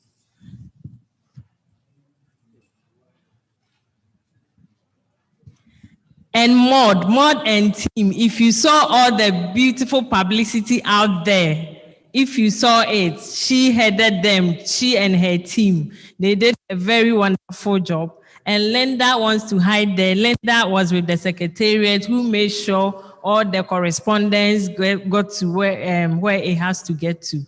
Lily is not here with us. Others too are manning the remote sessions, and the ushers are not joining. Okay. All right. Okay. So please, are we set? You can take the picture. Are we set?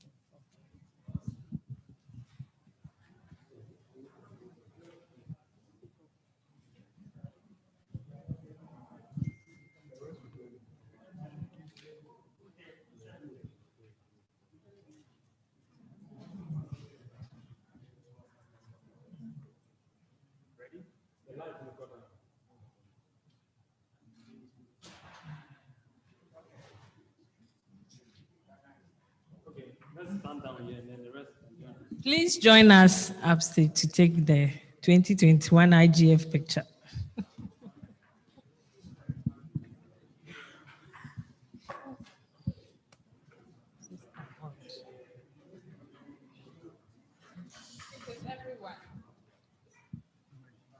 Initially, you said outside because the camera here is very bad. The We should do it outside. So you after this, maybe you guys can go outside. Because that one is better.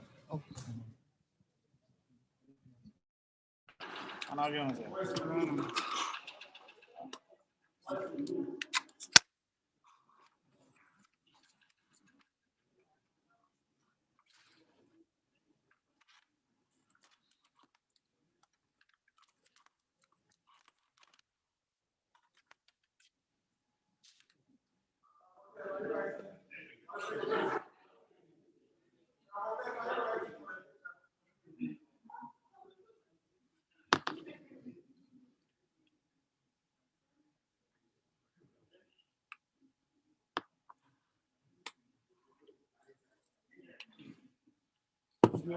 Remove the other things.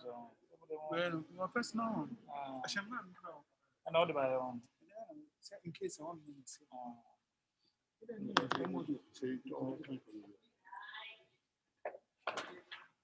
Oh, okay.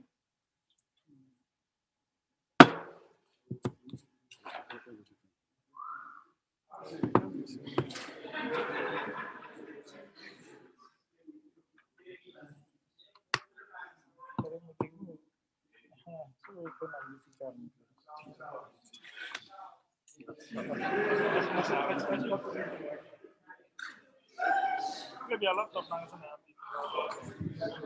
So we can take more pictures out there when the light is open.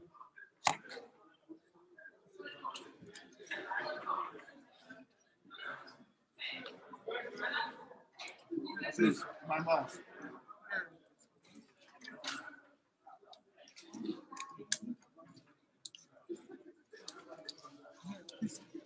Can I check the recording? Yes. When I stop it, it won't. It take a while before it process.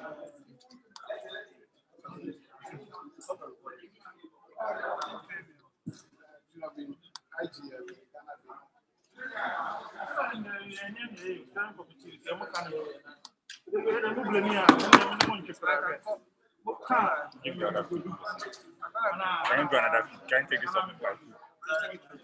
When I'm on my instructions, and I see your customer put on money.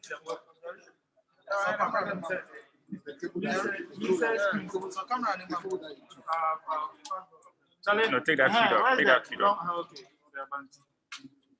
Long HDMI. When I put it on, it gives. Do it down. Do it now. Don't have another. Sorry. One camera go. I didn't camera. Okay. People studio online, so at least. I can play music. I didn't come back. We'll see.